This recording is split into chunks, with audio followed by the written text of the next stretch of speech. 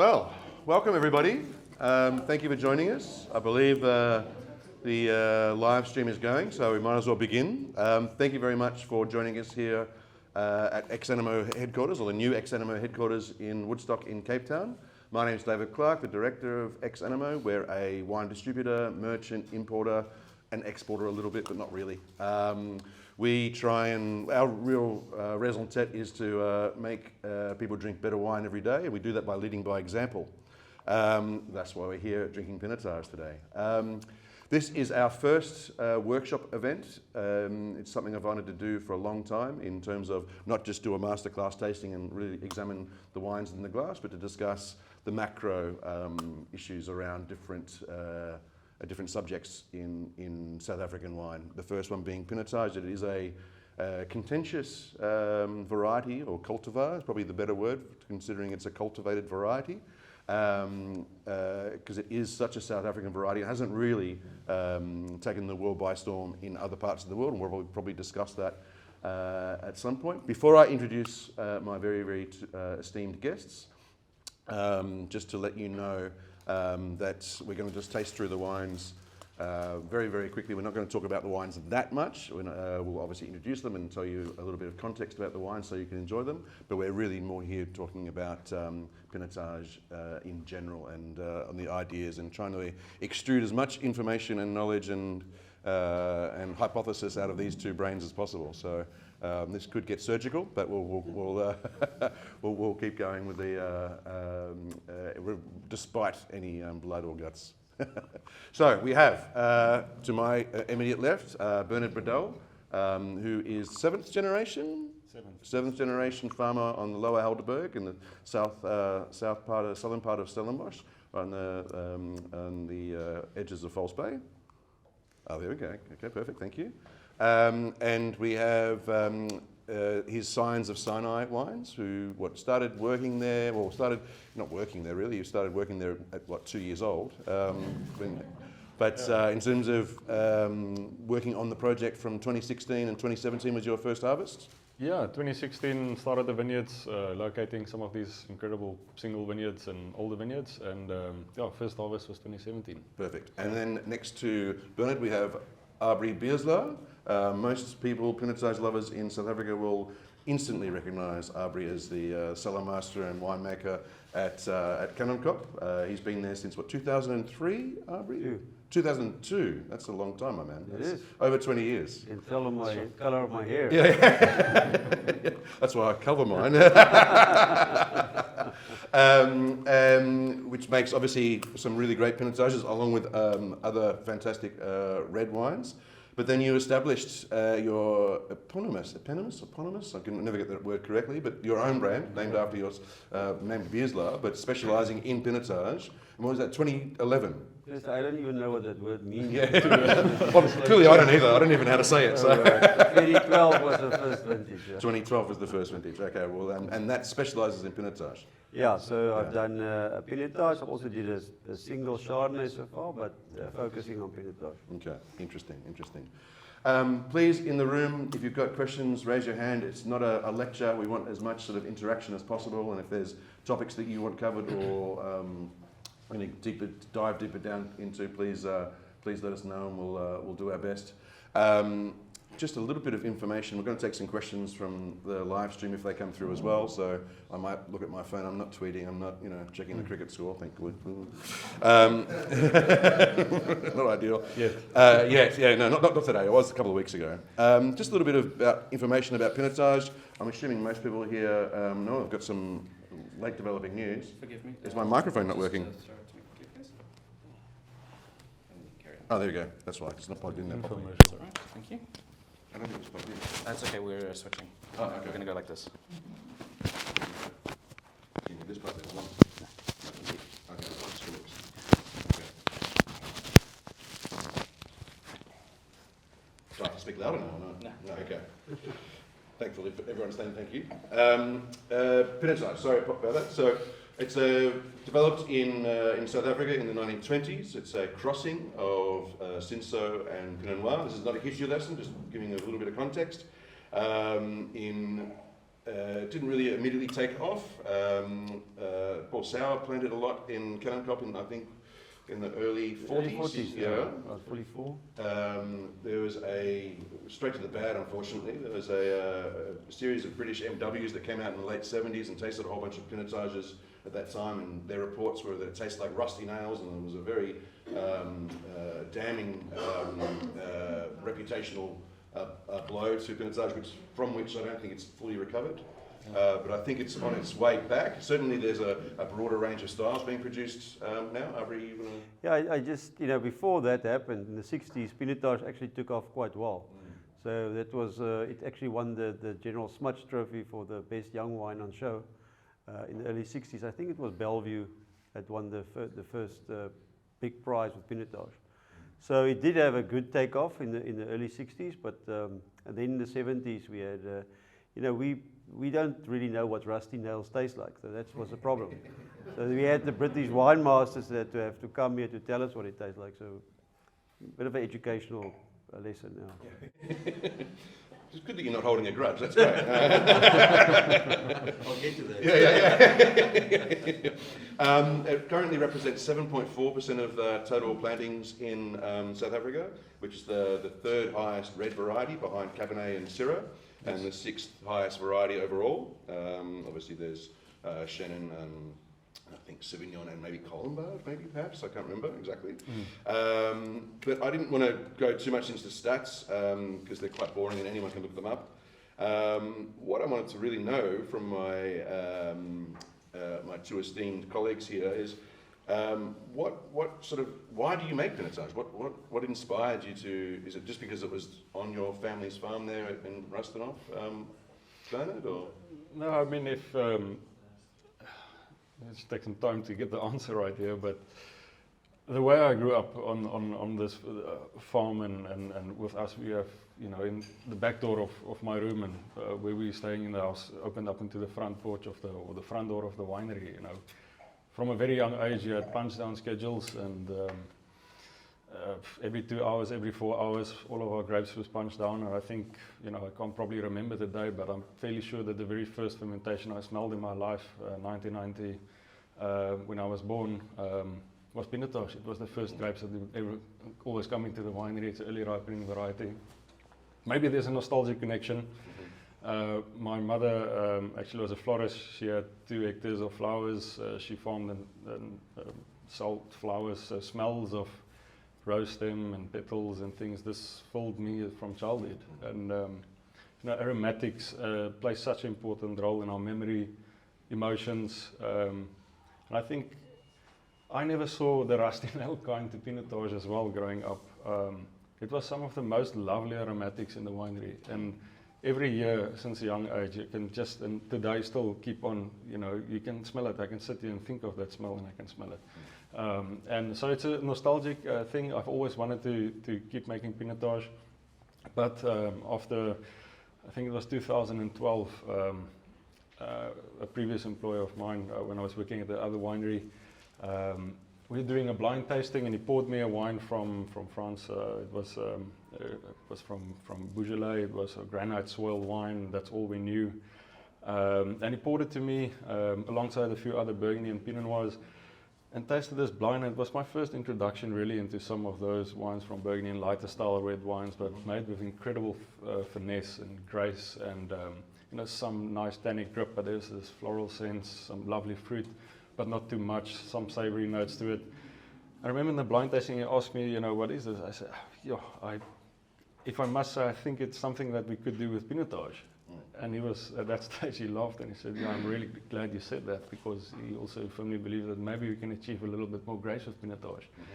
And that installed some confidence in me, and I got to work immediately in 2012, 13, working with a few other great winemakers at quite a dynamic winery in Stellenbosch, and working with quite a vast set of different Pinotage vineyards, different soils throughout the Western Cape. And a big one, some of them on clay, some of them on sand. And I started to see, differences, because I got the opportunity to make 4 different ranges, or 3 different ranges. And I got to see in a short period of time quite a lot of differences. Okay. And that inspired me to really continue with it. And when I started Science of Sinai, I knew there's a special, unique single vineyard of old vine, bush vines in Helderberg that I want to continue this with. Excellent. We're going to get there. Okay. We're going to get there. Yeah, that's Yeah, no. It's just, I'm well aware that once you get going, Bernie, you're quite hard to stop. But no, you've got really what a lovely story, and we're going to get to your wines, and they're fantastic wines. Abrie, what's grabbed you about Pinotage initially? Yeah, so I started my career at Swartland Winery back before Swartland was a thing, and before that I actually wanted to study medicine and didn't think of winemaking as a career, although we drank quite a lot of wine at school in Worcester where I grew up. Winemaking wasn't a consideration, and then when I started Swartland, we worked with quite a bit of Pinotage. And I was really tickled by the challenge of the variety. I think that was the first thing that I studied BSc Agriculture. So being a bit of a scientist in the making, I liked the challenge of the varietal. So all the other varieties were quite straightforward. What you get from the Shirazes we worked with, which was other big volume variety, it was very straightforward. Fermentation went well, color extraction went easy. Very straightforward. And I think when you look today, most grape growers in South Africa grow Shiraz. Not to say it's not good, but it's just much easier to do. Much fewer people are doing Pinotage, not because it's less good, it's just much more difficult. We will choose the easiest route as humans. So well, maybe we'll lean into that. Well, why is Pinotage difficult? A lot of different reasons. Okay. pH, high pH. High nutritional levels, so it has a very fast fermentation because of high amino acid levels. Is that why it's so aromatic in the winery, perhaps, or? Well, it forms the flavors very quickly. So you have a high concentration of aromatics, but I don't think that's the big deal. It's the fruit characteristics that you get. It ripens slightly a higher sugar level for me. That's my experience. It's around 14% alcohol we normally work with. But the biggest thing I would say is high malic acid content. So you have quite a robust malolactic fermentation, or there's enough food for other microbes that can also attack the wine. So it's quite unstable. It's quite unstable. To get it through to the point where it's stable, yes, you need to know what you're doing. Right. And also when you look at the very fast fermentation, your window period of extraction is much shorter. So you have to do your extraction at the right time, otherwise you end up with wine that's aggressive and over-extracted and just harsh on the palate. So when you taste a Pinotage like that, it's normally because it was made in the wrong way. Right. It wasn't the problem of the grapes. Yeah. Just somebody couldn't interpret what the grape should, how it should be made. And I've seen that a lot of times. I'm interested to sort of lean into extraction because I think your approach is between the two of you is quite different. I mean, you're sitting there nodding, saying yes, agreeing with everything that Abrie is saying, but your technique your response to that is very different, it seems. Yeah, I've been like anything, it's a bit more complicated once you observe other details. I mean, at the moment we're really just talking about the variety, and we're not talking about the plant and the soil and its environment. Yep. And for me, I've always really enjoyed nature and trying to understand plants or look at other details. We're quick to blame Pinotage as a variety, and that's actually a bit unjust and maybe a bit premature to. We don't do this with Pinot Noir, maybe because of its reputation, but we plant Pinot Noir in South Africa and it doesn't react well. Everybody blames the climate and the terroir. Why do we not do this with Pinotage? It doesn't make sense to me that we keep on blaming the variety and not it's the way it's grown, the way we farm it, and the way it's in the soil. We keep blaming cellar mistakes. We keep blaming, the actual variety, and it doesn't really deserve it in the end if we look at finer details. For me, yes, I agree with Abrie. We have the same problems, but mentioning a problem like pH, for instance, again, that's not. It is a variety that's prone to have a higher pH, but where and when does it make? I ask the question then. Bushvine trellis, where's that difference coming with pH again? Sand soil, granite soil, clay soil, shale soil, where's that difference coming in? Distance from the ocean again. Then once you start barking up those trees, you see some slight differences.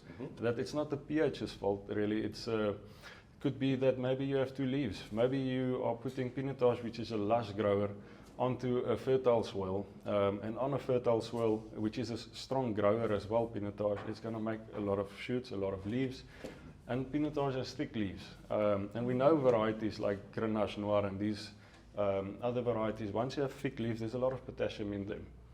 And if you have stress throughout like the early parts of January, a lot of that potassium gets flooded to the berries back again if there's nothing else to go, or you know, if there's a little bit of stress. So there's potassium in Pinotage that makes the pH to go up. Yes. That potassium mainly sits in the skins. So yes, that's one way of thinking about how can I lower the pH, knowing that it's prone to get more potassium, you know, maybe in a different way. So yes, some of my approaches there is a little bit different.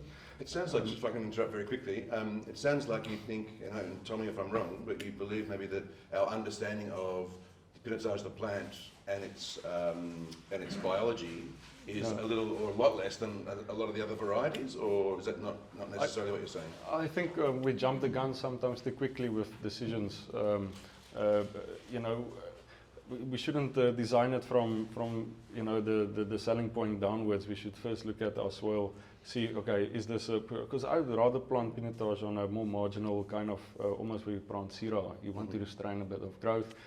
Look at a few other factors. Look at your abiotic factors like wind. You want shorter internodes as well. You don't want too long shoots. Otherwise, you're going to get too quick sugar ripening, and your phenolics is not going to be at the same time. And so longer shoots mean quicker ripening? Well, longer shoots means you can have a lack of color then in the end, a bit more shade. Yes. And then also in the end, there's also a little bit of reduction that can come. Yes, there's more sugar making factories in the end as well. Okay. So your sugar ripeness, because there's two types of ripening. We have the sugar ripening and phenolic ripening, and you want these to be more coherent. That coherence for me plays a lot of part on sugar ripening makes sense, well, by the very name of it. What phenolic ripeness is? When the flavor and the acidity and the crunchiness and the, I always say it, once I walk in the vineyard and I taste these berries, the moment I start swallowing and not spit it out, because I don't really like to eat too much berries while I'm walking, you know, for other reasons. But yes, I've learned the hard ways before, but yeah, so once you start swallowing them during the vintage, you know, it's stand close, stand by, and that's phenolic ripeness. That when that flavor and the acidity just mingles well for you, and you know, the tannin, the tannins as well. The tannin are there, yes. Then you start looking at the tannin. It includes the tannins as well, and then some vineyards have different styles of tannin, but have the flavor and have the acidity, and then look at the sugar afterwards. That seems quite subjective, though. What you think is phenolically ripe, what Abrie thinks is phenolically ripe, might be in two different places. Yes, I did. I think it happens at two different stages of the season. I think for both of us, you know, I'm sitting a bit closer to the ocean on sandy swells. It comes quite quickly. My horizon, it's just after Christmas. It starts already. It's quite a cool part of the season. I think a little bit more north, you can maybe harvest second part of February or first half of February, or on a clay soil, so that's maybe a little bit of a different, like a few weeks makes a difference, you know, so the character of Pinotage is going to be different. Phenolic ripeness by Abrie might be when the alcohol comes to 13.5, 14, and that's perfect for his terroir. By me, maybe that cross happens around 12.8, 12.5. Maybe, you know, that's not the point really so much analytically, as long as for me there's a balance in it. And finding that balance and observing your vineyard is paramount. And 7 vintages with Phoenix, every year I just learn so much, and trying to go back and understand it more. Yeah. We've spoken about the challenges already. It's been a bit of a whinge session so far.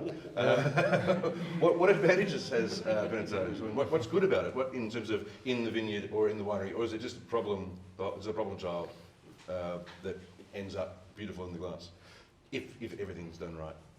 Yeah, well, I think another problem that Abrie quickly touched on. No, done problems. No, okay. Yeah, no, but it's going to lead into a solution. Is that high Jan? Is what we call the yeast-assimilar nitrogen? Is the nutrient level that comes into the juice that makes our fermentation? Because we sit with a problem, Pinotage ferments quickly, and we have all of this nutrition, and we maybe have too much tannin at that time, and it extracts too much. But solutions for me is like maybe with the sand soil where I'm on, I can see in the juice there's much less nitrogen. Whether it's the swirls, lack of nitrogen, is decomposed granite, but with some of the clay parcels that I've worked with, it's a little bit higher. The swirls are a little bit fertile, especially if there's some irrigation in the area as well. I don't believe Pinotage needs the irrigation if it grows up, close to the ground as well. So it doesn't, I mean, and it's then- drought tolerant. I'm just trying to move into the advantages. Yes, that is drought tolerant. Yes, definitely. I think it can be viticulture some of the best varieties that we have. It's very drought tolerant, or good so because it grows up in the early part of the season. Disease resistant because also earlier season, and it's earlier ripening. That's incredibly good for logistics and for viticulture. I mean, You don't want everything ripening at the same time. yeah, it's. I mean, it can be such a profound variety in that sense. Yeah. And Abrie, what do you see as the main sort of advantages or the Yeah, the just things going that back to the negatives. I think all the negatives is manageable, you know. So just to end up with that, I don't see it as negative. I see it as challenges. Yes. So but all of that can be managed, and so it's not a problem. I think you have to understand it, the variety to manage it, and then it's finished. Then it's not a problem anymore. So the positives is, like you said, it's early ripening variety. I think we, in times where climatic change is a reality, drought conditions, being an early ripening variety, you can miss the brunt of the summer. So you can get the fruit in before it sits out there for an extended period of time. It's very reflective of its site. So we're planting on granite and on shales, and you can get I think the difference so uniquely in the fruit, and it shows itself in very different ways, as we're going to taste later with these two wines, shale versus granite. Yeah, I'm looking forward to tasting those side by side, actually. Yeah, I think it's one of the few varietals that works well in bush vine form. It has quite a sturdy shoot.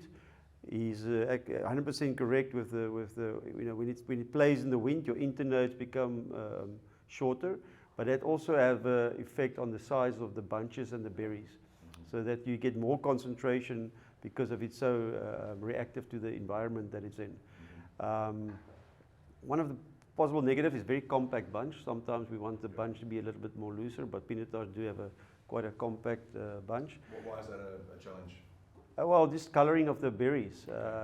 You want the berry to be colored properly all around, but when you have a bunch that's too compact, the inside of where it's attached to the stem, it doesn't color all that well, ideally. Astringency there.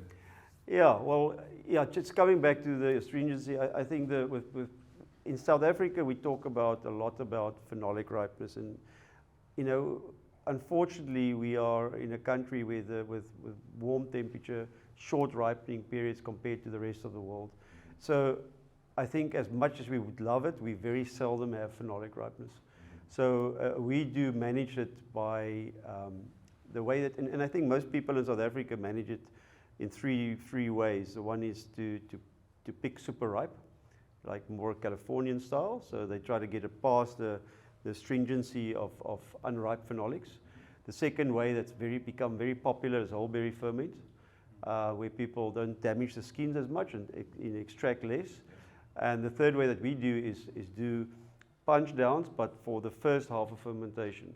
Yes. So at that point, your alcohol level is still low. So what you extract is much softer, friendlier compared to the second part of the ferment. So that's the way that we get around, I think, unripe phenolics. Pinotage by itself, it's a variety that has a unique tannin structure. So you can have Pinotage with different types of food, which I think is a massive benefit. Pinotage pairs well with spicier food that you can't do,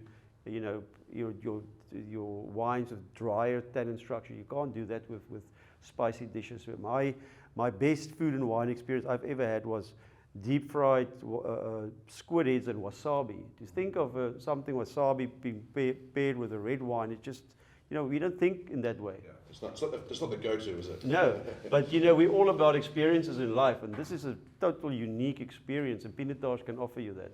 How much sake had you had before you tried this one? Sake. It was a weird experience, but unfortunately no sake involved. So I think Pinotage offers something different. The Belgian sommeliers will tell you this, they need it on the menu, because when people come to the restaurant, you can pair Pinotage with a much wider range of dishes than you can pair some traditional red varieties with. So I think that's a massive benefit.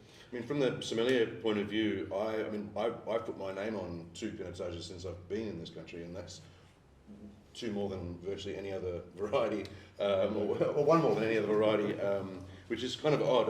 I get asked quite often, why do you put your name on Pinotage? It's, why do you on a Syrah or something a little more glamorous perhaps?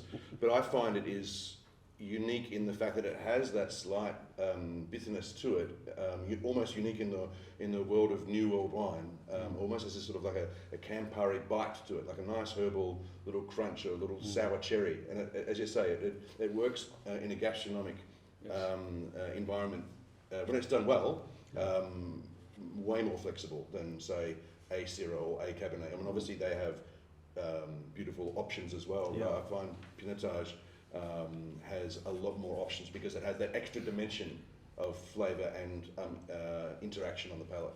Yeah. And right from very, very light, aromatic, spicy ones fall to rich, velvety, luxurious wines. And there's a little bit of that component there as well, and that sort of almost Turkish, bizarre, Middle Eastern spice character, the rose water and Cake spice. we just start thinking of Ottolenghi food. It's delicious. What makes a great Pinotage? When you're making Pinotage Abrie, what do you want it to look like in terms of? Do you want it? Is there a sort of a paradigm that you're going after?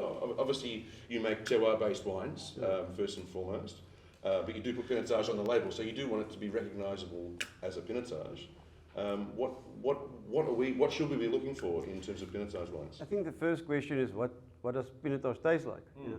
It's still such a young varietal. So if you take the 60s or 70s, the 80s, people were still experimenting with the variety. So I think we're still forming, what it should. I dare say people are still experimenting now. Yeah, exactly. So years later. for me, we passed the point of what should a Pinotage taste like. It's about what should a quality red wine taste like, and that's our focus. It's going to taste like Pinotage should taste, but let's focus on what people perceive as quality. Structure and balance and elegance. Those are the things that I like in quality wines. Yes. So that's the first thing I look at. The aromatics will come because of the variety anyhow.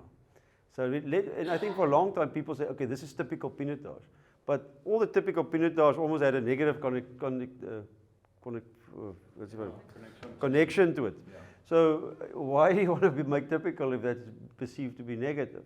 So we go past that. We say, listen, let's make quality red wines, and that might mean different things for different people.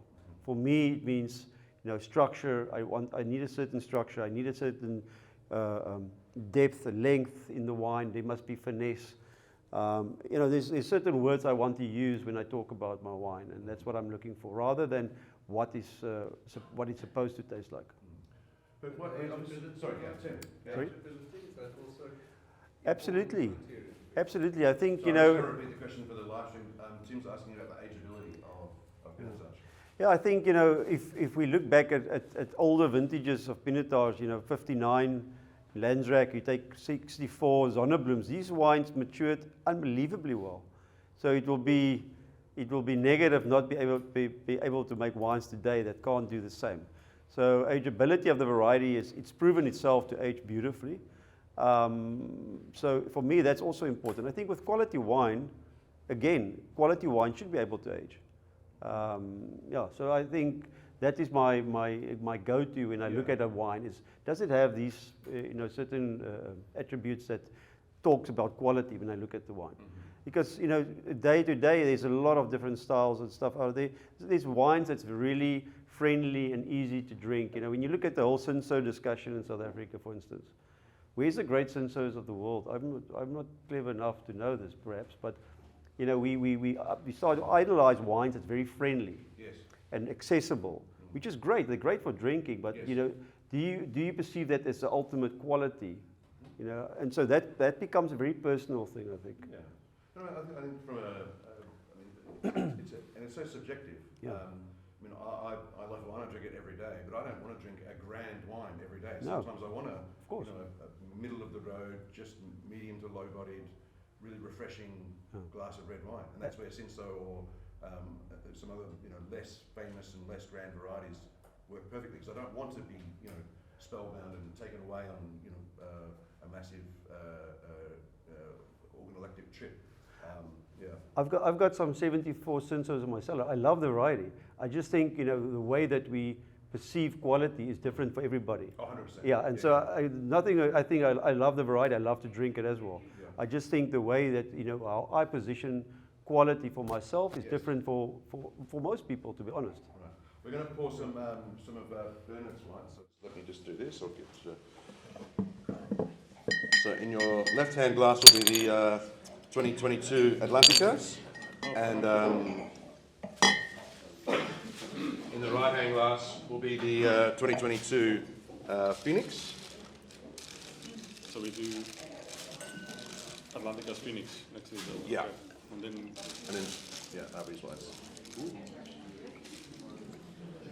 that's the Atlanticas there. Yes. And then Phoenix. Is it good or is it?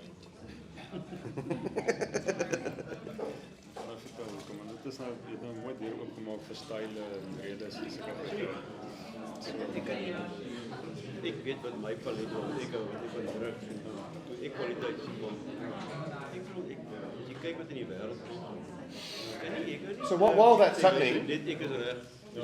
Kyk wat verkoop in die wêreld. while that's happening, I might ask something a similar question, but in a different way.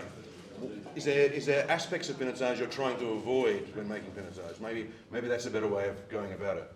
In terms of are there things you're trying to steer away from natural, where it wants to move to, if you weren't involved, or is that an unfair question also?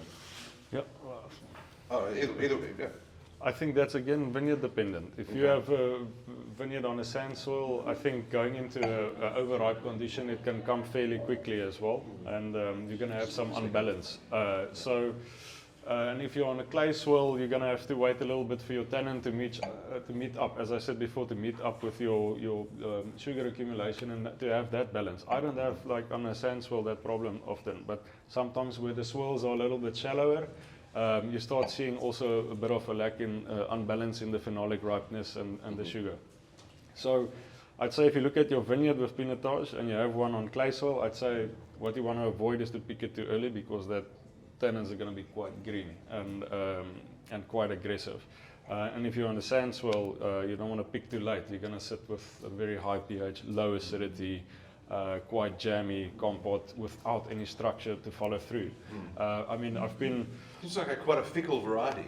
It's like Pinot Noir. I mean, that's after all a parent. I suppose it's the father. But yeah, so Pinot Noir. I mean, to explain it in the best way, I don't have the audacity to call this close to a Pinot Noir. This is Pinotage, South African, and Stellenbosch Pinotage, first and foremost. But when I've done a tasting with some sommeliers once, or from visitors from Asia in a Pinotage vineyard, before I explained the variety or anything, give him a glass of, well, it was the Phoenix, and his immediate reaction was, at that stage, a new Cinsault and a new Pinot Noir. He said, "Yo, this tastes like something between Pinot Noir and Cinsault." And I started laughing. I said, this is probably the most accurate assumption anyone has given while standing in the vineyard. Now let me explain, this is Pinotage. And then the discussion led from there. So I think some vineyards, yes, you would like to find that balance between, as I said in the beginning as well, the grace of a old world style, lighter skin variety, like Pinot Noir. Sometimes we find connotations to like older Italian varieties like Dolcetto or Freisa. It's somewhere in between there, and then there's a little bit of Syrah savouriness that can come to the wine, some spiciness, give it some length. Yeah. But I do think soil type plays a huge role. With some of our best, the noble varieties in the world, soil type is important and environment is important. And with Pinotage, it's got so many receptors out there, and is very susceptible to its season around it. So yes, with the clay soil, I'll avoid green. Sand soil, I'll avoid overpick or waiting too long. And then also on a shallow soil, you don't also want to wait too long, because there's also some imbalance happening. And that's leading into Atlanticas here. So yeah, maybe just tell us what you've. I mean, same wine, same variety, yes. Same region, same vintage, same winemaker. Yeah. Very different wines. Exactly. So Same area. I focus on a little area just quickly. It's south of Stellenbosch, 3.5 kilometers from the ocean, decomposed granite. One of the 4 granite ridges that we have in Stellenbosch. This is the closest one we have to the ocean. But there, these soils are, it's not sea sand. This is silica-rich decomposed granite, absent of mostly clay. There's very little clay in the soils here. So water retention is low. What that means, yes, the ripening on horizon goes quickly. I mean, we go from bud burst till from bud burst till harvest is about 145, 150 days. From flowering till harvest is 100 days. So it's quite short, but it's not too short. But yes, it's our earliest ripening variety. And Atlanticas, being on some of these vineyards on the hill, it's almost like my own classification I do between these 3 bush wine vineyards that I work with, and I do like a classification between them. Looked at the soil, look at the ripening, feel the balance and taste in there. And I said, you know, Atlanticas one day maybe can be good enough when you reach a bit of age to get that balance for me right in its ripening like Phoenix has. But for the moment, I'm going to pick this one a little bit earlier, and I'm going to make the best wine of that earlier picked grapes. But I believe there is a balance there. I just should find it. How much earlier are you picking this? About a week. About a week. Yeah, about a week earlier. But in sandy soil, that makes a big difference. I'm Yeah, assuming. so sandy at top, but it has a duplex clay layer. And I don't think it has the legs to keep much longer on the vine. As I said, you're going to have that imbalance in the winery then in the end. With my winemaking, I don't want to really fiddle with additions, and I want to express the vineyard as much. So I don't want, if it goes past now suddenly there's no acid, now I have to add acid. That's not my gig. I really want to find the best of my vineyard. Okay. And for me, the quality of that vineyard is when there's a balance that I personally feel the flavor is incredible, and I can't split these grapes out. I need to pick this. And yes, at that stage, Atlanticas can have maybe a little bit of harsh tannin in the skins. So approaching this in a winery, because I've made quite a bit of Cinsault in the past as well, and something that we usually do to get quality out of Cinsault is to actually bleed the juice. And this is like common practice, I think, in Southern Rhone and other areas as well, where we bleed some of the juice with bigger volume varieties to get some concentration. So you're increasing the skins to juice ratio essentially. Yeah, well, that's what we usually do with Cinsault. Yeah. We're increasing the skin to juice ratio to get some structure. Pinotage has enough tannin. I'm not trying to really hide it, but with Atlanticas, yes, at that stage there's maybe a little bit too much of a hard tannin. For that vineyard, I was thinking about why don't we experiment with doing this the reverse way? You know, I actually remove half of the skins from the fermentation. So with this variety, if it's on a shallower swirl, I come to the conclusion I'm going to try that kind of style, and it works for me. And it's a beautiful character that it still has from the bush vine close to the ocean. It's earlier picked. It can go through a much longer fermentation because now you're removing some of the skins. You're actually moving, because I do natural fermentation as well, you're removing some of the yeast cells. And that's a slow, lengthy, slow fermentation with only half of the skins present. And you get what I refer to almost as a farmer's rosé style, because you can make beautiful rosé with Pinotage, but with these bush vine vineyards, the flavor there is incredible. I'm not going to make a rosé. I'm not going to make a. Is that the main difference in the winery between these two wines? I mean, obviously Yeah, the vineyard is different, yeah, and the obviously, setting yeah. from the swirl upwards. Yeah. But then I know how to treat them in the winery different as well to find the balance again back in the winery. And just quickly run us through the Phoenix procedure in the winery. Phoenix is a bit different. So swirls again, yes, massively deep with granite, 2 meters further down. This is silica, crunchy silica swirls, and then you get some laterite, which is a coffee stone layer deep down, and the roots are situated in there. Yeah. This is an older vineyard, obviously. Older much vineyard planted 1976. So this is also 1976 in Atlanticas, but with other 2 vineyards planted in the mid-90s. Okay. For me, it's still young. And then, yes, 1976 single vineyard. So this is a 2-hectare vineyard, single vineyard, registered old vines with the OVP as well. But I figured out on the top half of this vineyard, the swirls are deeper and the ripening is different. And I've demarcated actually like a monopole within a monopole, single vineyard within a single vineyard, 10 rows. Full of vine, mate.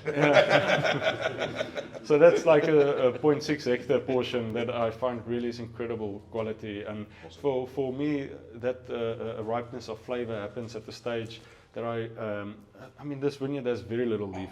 And this is exposed probably not as much high elevation wind that you find close to Simonsberg, but close to the ocean, yes, we get a lot of wind draft from the ocean. It's a different style of wind. It's like a volume wind. It's not like sharp wind. That's important. We have quite short shoots. You know, if I get a shoot that's longer up until my shoulder, that's quite long.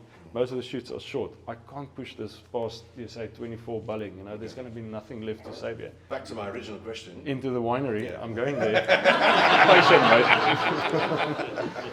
Come on back. Yeah, and yes. So in the winery, yeah, the first idea for me with Pinotage, I've done punch downs my whole life since a kid. I understand Pinotage with punch downs and all of that. I did some traveling and made some wine abroad, and you know, took the blinkers off, and you know, seen guys making Pinot Noir and Burgundy, seen guys doing Gamay and Beaujolais, and I don't want to copy and paste it, but what I've seen how these guys manage tannin through this, and manage, you know, lightness and earlier phenolic ripeness in these kind of varieties, just got me thinking one day in 2016, I'm going to approach this, and how can I extract from Pinotage? Because I wanted to address all of the same issues that Abrie has, but maybe with a different approach. I want to extend the fermentation and don't sit with a short fermentation. I want to extract, but don't hard extract. Do the extraction in the first half of the fermentation, not the end.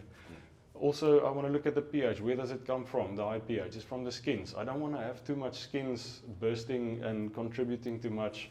Maybe there's some elegance, so I can see if the potassium doesn't leach out if I include a little bit of whole bunch. I have a quite exposed old vine vineyard, so the stems can be riper. It's not as ripe as we find in the old world. But yes, carefully include some stems with that, but you know, always chew on the stems and make sure, you know, this is important before inclusion. And what does some mean usually? What sort of number are you looking at? Roughly? In the beginning it was about 60 or 70%. Now it's around 60%, but it's also not just this whole stem. cluster? You're not. So yes, it's whole cluster, but I divide the tank up because I want to do a submerged cap. I've seen submerged cap fermentations. So at the bottom I have crushed whole bunches. In the middle I'll destem a big portion, which is important to have that juice mid-palate for me that I love in Pinotage. And then on the top, I don't want to use fancy setups and pallets and, you know, things or contraptions to keep a submerged cap. I do it the old way. We put some whole bunches. It's heavier, it weighs into the cap, and it pushes those destemmed portion in the middle down. So now you have it like simmering. So it's more infusion, simmering process like a teapot instead of grinding coffee for me.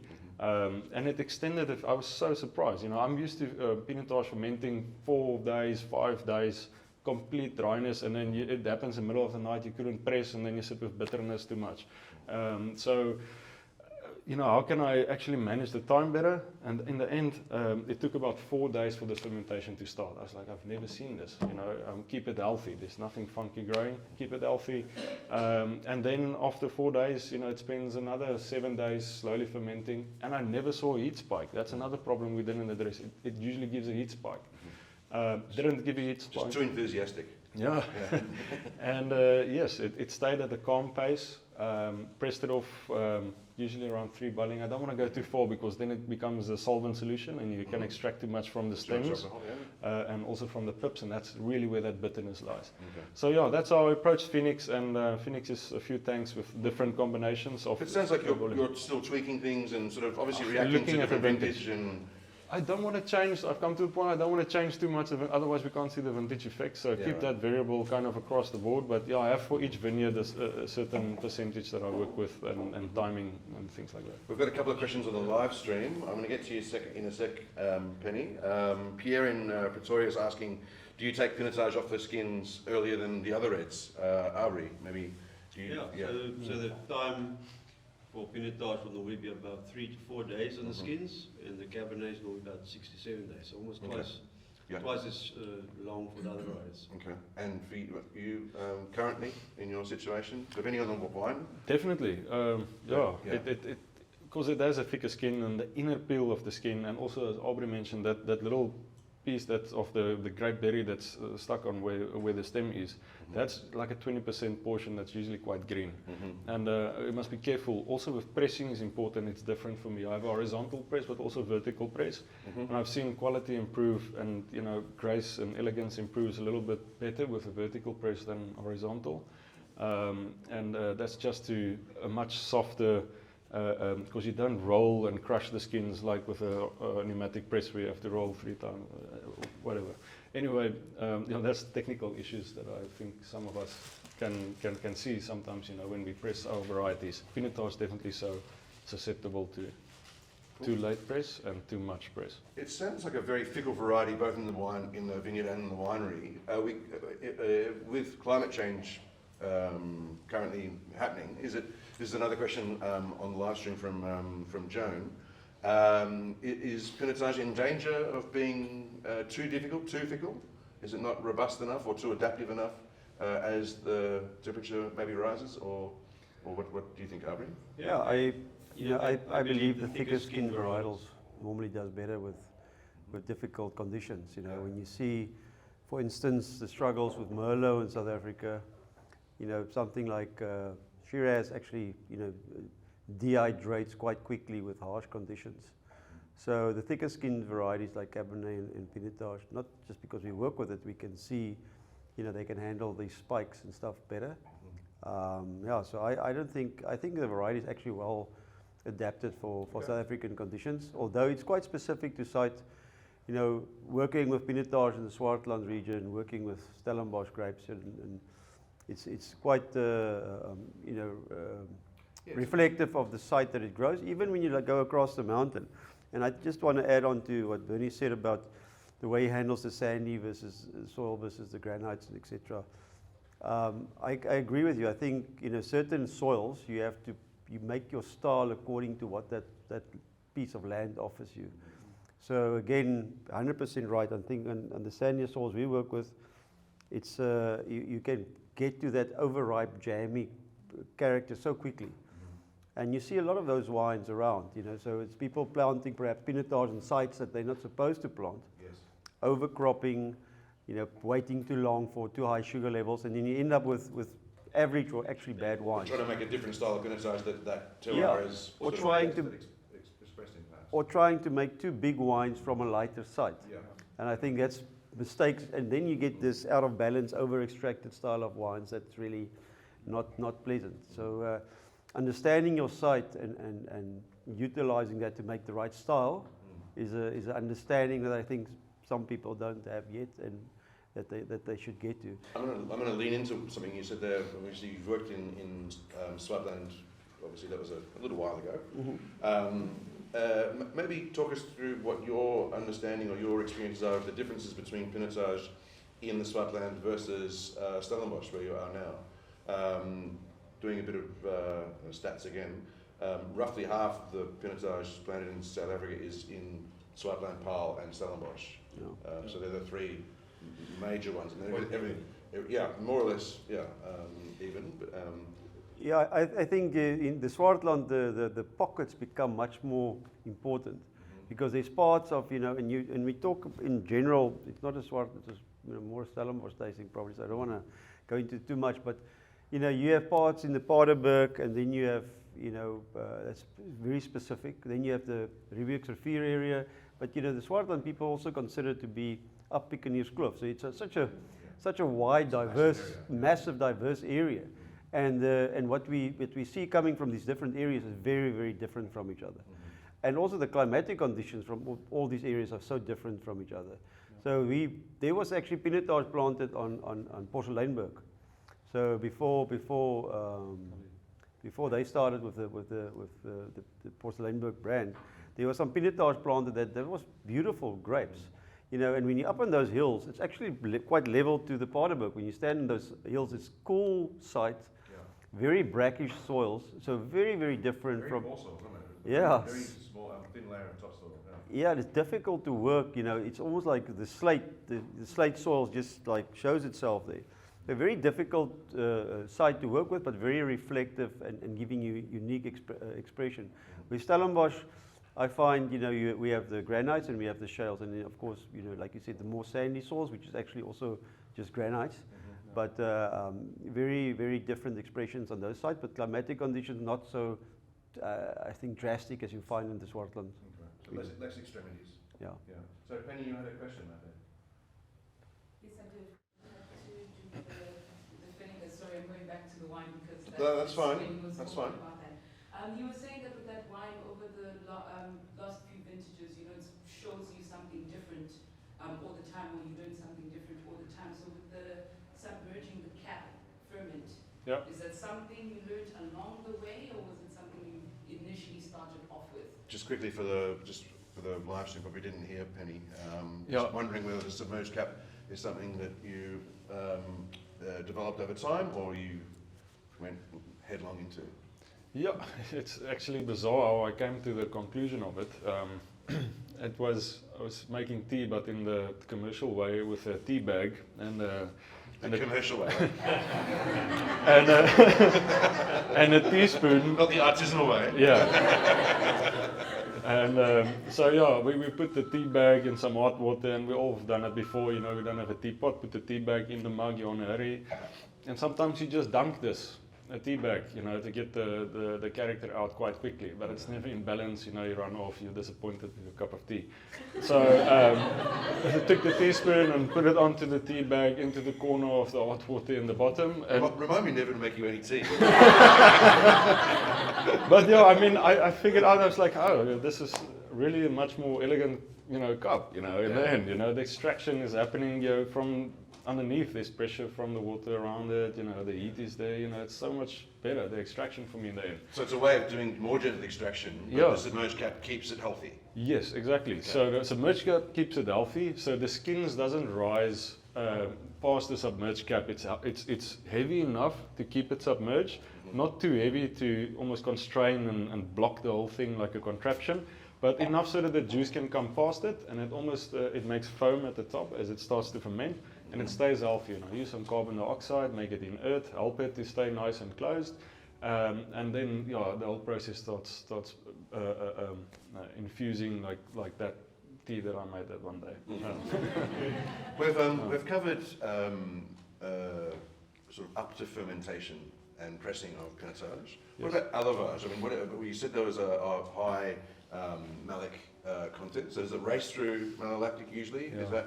Is that one of the things that you have to be careful of, or is it just Yeah, I think the one thing that we didn't touch on is isoamyl acetate, which is a component that's formed at low fermentation temperatures. So what the guys in the past did is as soon as they saw the fermentation goes too quick, they cool it down. Okay. And as soon as you go too cold, you start to form this acetone-like character in the wine, which was alcohol remover sort of exactly. So so that's the difficulty of the varieties. You want to ferment really warm, but you don't want the fermentation to go too fast. Okay. So, and like Bernie said, he's with his submerged cap, I counted some of that problems, and. I don't have cooling as well. So you have to do it. So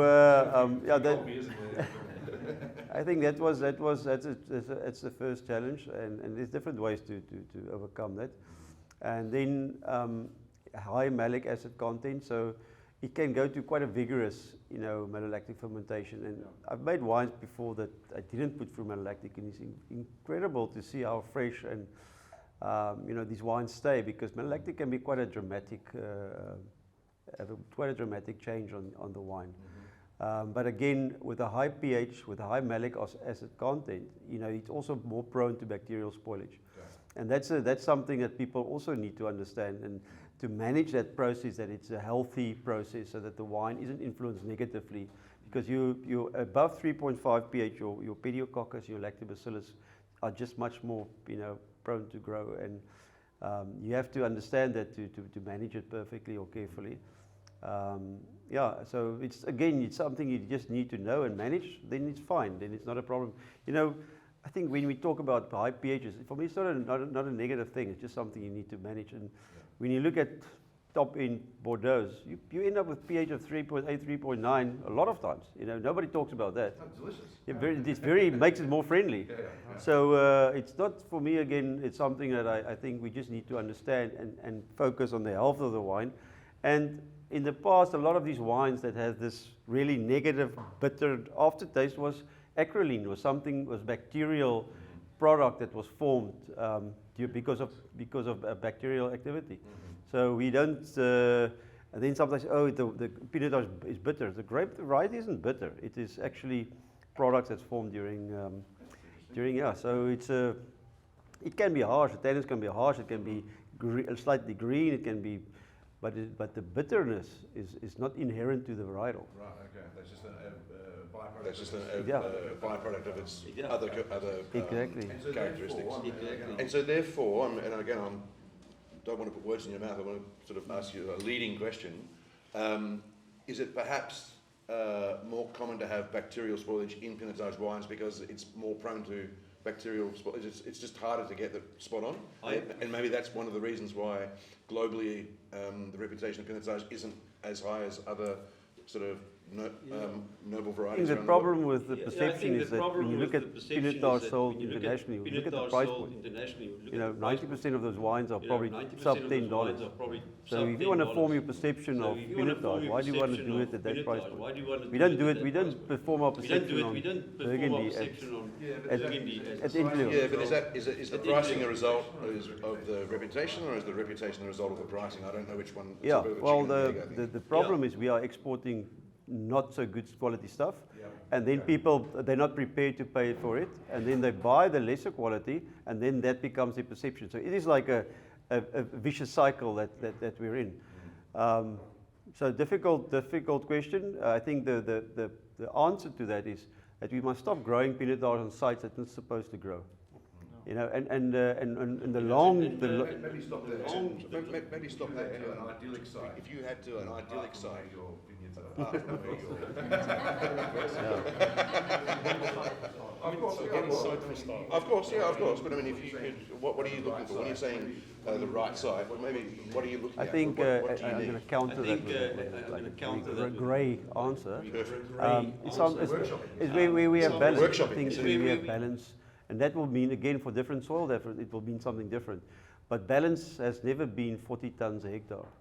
That's not balance. That's never been balanced. And unfortunately, it's a high yielding varietal. So you find people on very fertile soils with a lot of water to irrigate. They push the volume of Pinotage, and that's where I think a lot of the negatives have come Do you from. have to do green harvesting in your vineyard because of the high yield, or do you sort of manage yield in a different way? We don't do a lot of green harvest because again we need to find this balance, especially with older plants. The older the plants are, the less we need to intervene. The less enthusiastic they are.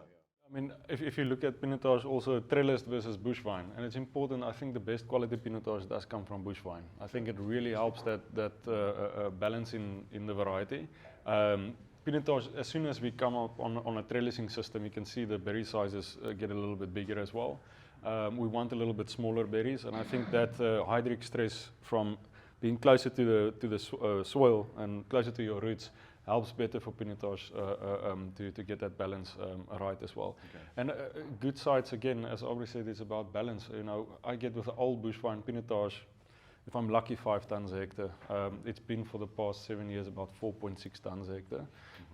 But yeah, that's more or less where we're at. On marginal soils, I say planted more or less where you would have figured out planting Syrah. If you wanted to make high quality Syrah, I think that's more or less where you would plant Pinotage.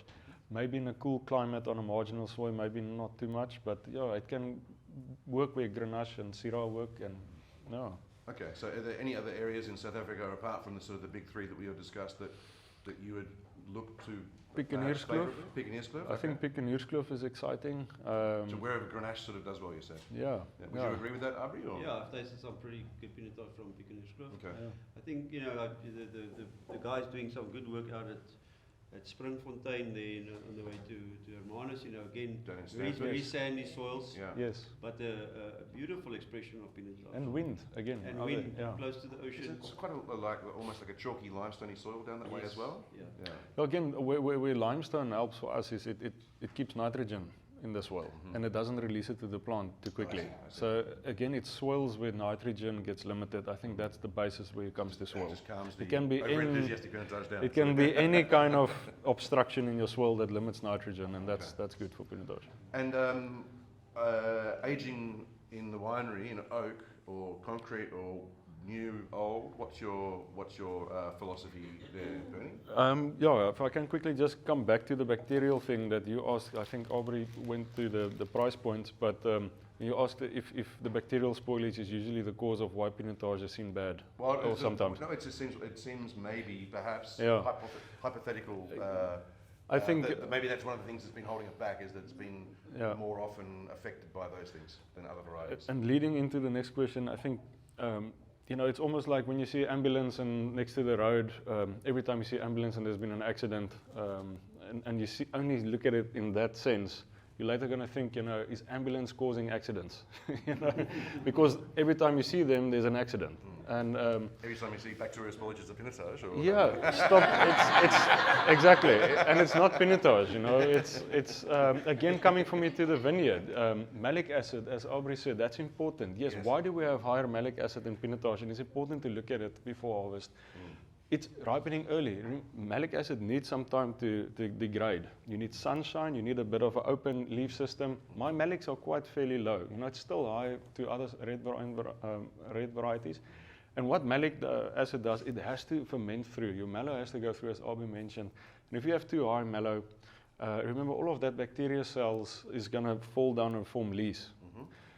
So looking into your élevage process, you also need to see, okay, has my vineyard actually have had quite a lot of high malic this vintage? Maybe it was a cold vintage or something, or it was too windy. Then yes, maybe rack it off the lees. If you put it in old oak, I prefer to use some older oak or seasoned oak barrels, a little bit larger. I think it fits an open, kind of looser, sandier textured, light soils, likes a little bit more of a reductive aging process.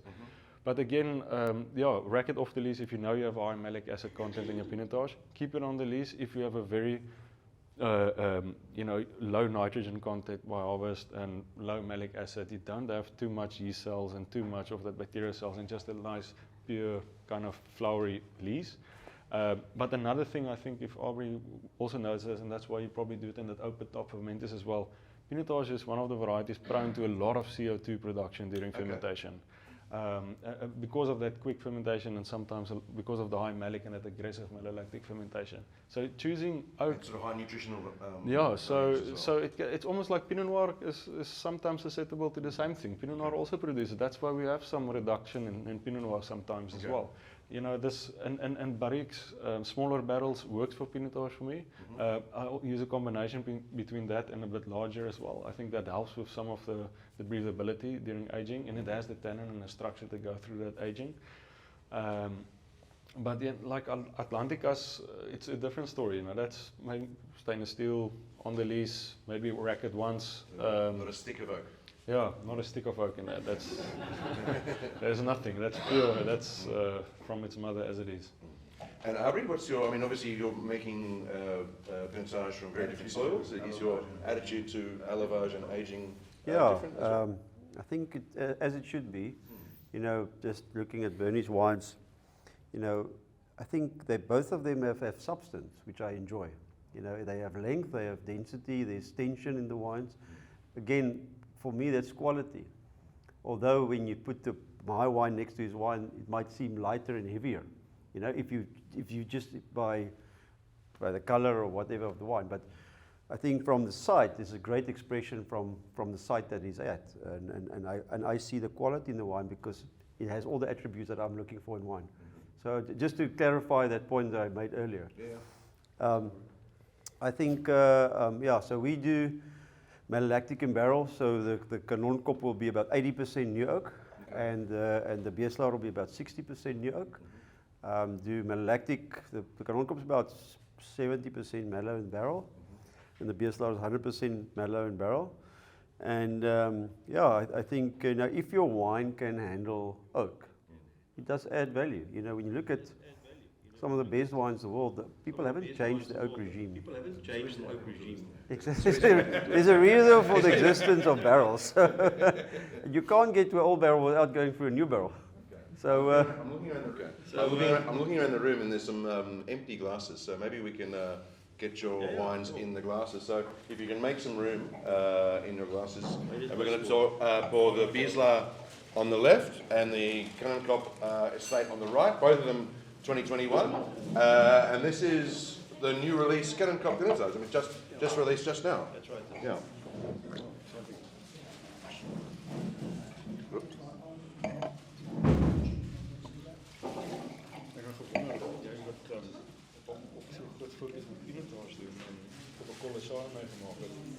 Jy Chardonnay en Chenin cross-pollinate. Wie weet, je gaat eerst op een fase zijn. Ik heb nog nooit zoveel blank maar ik was halver Chenin op de kool. En toen dat is die stadium toe Chardonnay is redelijk. Ik weet die ABC wine. Okay. En toe het allemaal op die Chenin wagon geklim. En vir my begin die styl het my begin so op 20 raak. Almal dieselfde tipe hier natuurlik is dit beautiful shit daar buite, maar die klas het so 'n bietjie begin in 20 raak. En toe begin jy ontwerpe weer van hierdie oude Chardonnay en begin weer kyk na minerality en vasheid weer die algemeenheid kom. En so dit is waar my interest weer by Chardonnay geteken. Yes. Dis hoekom ek kyk na Chardonnay en ook ik weet waarvan ik hou. En ik zie niet genoeg van die wijnen in die labels. Ik zie niet genoeg van die wijnen. Ik denk dat je met lijm weer begin werken. Met de lekker wijn. As I put it on the table, yeah, I'm avoiding the opposite for us because it's always confusing. Time is flat. Robertson, Stellenbosch blend. I hope I am. En ik Chardonnay is als wind. Mooi, ek het al geproe ouder. Baie mooi. So nee, dis is my interessant en ek hou van om te kyk of ons iets hier kan maak in 'n styl daar in Amerika. Ja. Dis verseker ek dink net ons dis amper dieselfde storie as wat ons met Pinot Noir en Sauvignon doen. Chardonnay en Chenin. Ja. Ons het Chenin. Ja, dit kan 'n flip en smart red maak. Dit kan 'n smart cross wees. Ja, miskien doen ons iets met tuin. Sal vir Etienne de Blanc vra. Maak hom die Chardonnay 'n bietjie meer resilient. Hy kort eintlik bietjie met hy se suikerheid vir ons areas. Jy kyk hy nou voor na 19, so swak gekort het 'n bietjie meer. Nee, yes, Seker kolle in die wingerd. Ek dink altyd op sandgrond en warmer areas en baie sonintensiteit kry is.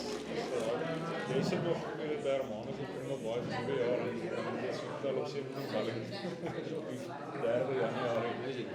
En van hulle het sulke lote, Ja. Gaan nie die Bormex het mag nie sin as jy variëteit sou moet push. As jy dit so artificially moet probeer. Dis hoekom. Presies.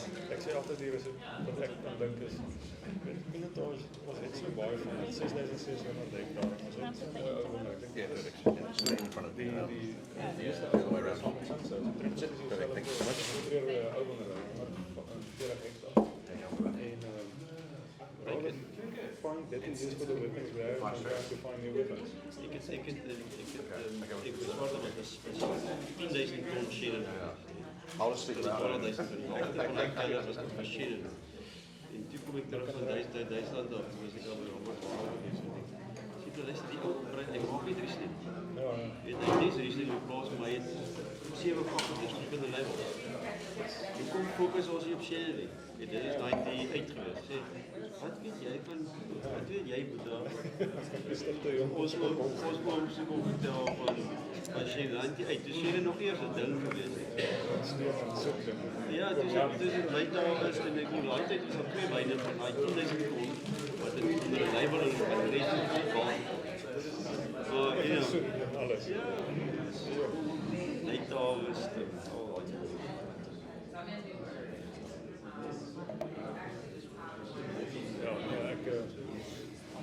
Ik werk zelf nog wat bij Chenin. Ik werk niet eens nog met Pinotage in Chenin. Okay, everybody. I think we've got everyone should have the two Beeslaar, for sake of a better word, wines. Abrie, maybe just run us through the two wines. Yeah, so maybe start with the Kernel because you've been there longer and it was around before the Beeslaar was. Yeah, so it's 2 different wines, made same way in the same cellar. Everything's the same except the site where it's grown.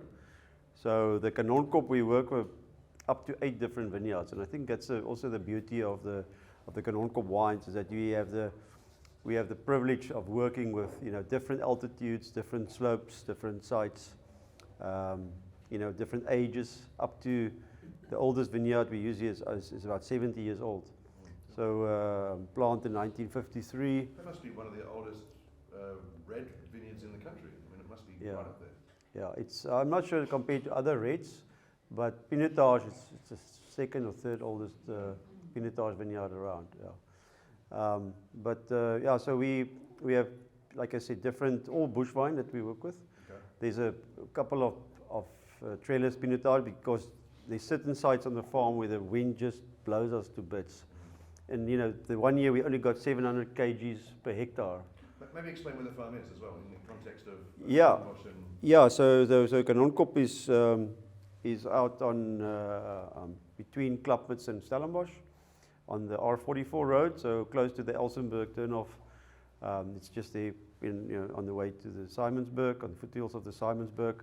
So most of the soils around there is decomposed granite. So when you look at the Simonsburg, those foothills, mainly decomposed granites, and just at the bottom you'll have a bit more alluvial soil. So that's all like deposits with a very shallow clay sublayer. where does that change? I mean, whereabouts? Is that after Kanonkop? Well, no. Away from the Simonsburg or about where? As you drive into the property, that's between the dam and the road. That's all like that type of soil. That's sort of Yeah, and okay. and it's so interesting to work with that type of soil. It's considered to be the worst soils in some of the worst soils, but it just gives you something tremendous. Not for Pinotage, but for other varietals, especially Cabernet. And also how the cold air accumulates, during summer at the bottom part of the valley, and it sits there. So the grapes down in the bottom part actually takes, 11 o'clock, it just starts to warm up. So your time of day that these grapes are actually warmer is much shorter compared to the grapes that's up in the slopes. So in the mornings you walk the dog, you go up the slope, you go out of this almost like blanket of cold air when you walk up the mountain, and it's at least 4 to 5 degrees warmer up in the slopes than it is in that cold blanket that you come out of. So very different influences on what we are getting. We make these wines individually, these different sites individually. The process is the same. Vintage varies, but the process for that vintage is more or less the same. And that means, some years we complete fermentation almost on the skins. Other years we press at between 5 and 10 barreling, just because of the weight of the wine, or the stringency or the structure of the fruit of that specific year.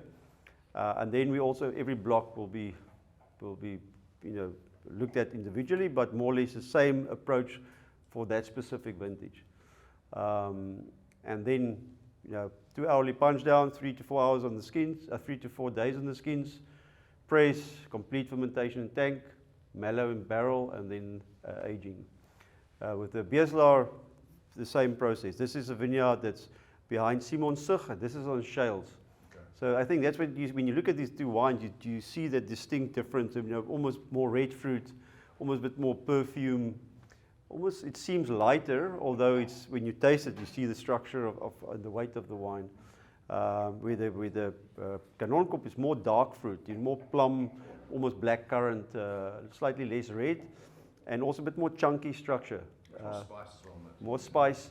So it's I think that's the beauty of the variety, to showcase made in the same winery in the same way, but be distinctly different. Both Beeslaar is also bush vines.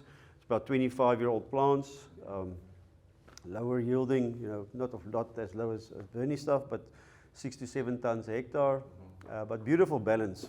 Is it in the same area as Stellenbosch as well? How far away from Kanonkop? It's behind Simonsburg, so on your, it's like sorry, it's about 2 kilometers from when you at Kanonkop, when you look direction of Table Mountain, you actually cross you look over the property. So west essentially. West, Southwest. south, a little bit more southwest, Just north of Stellenbosch village.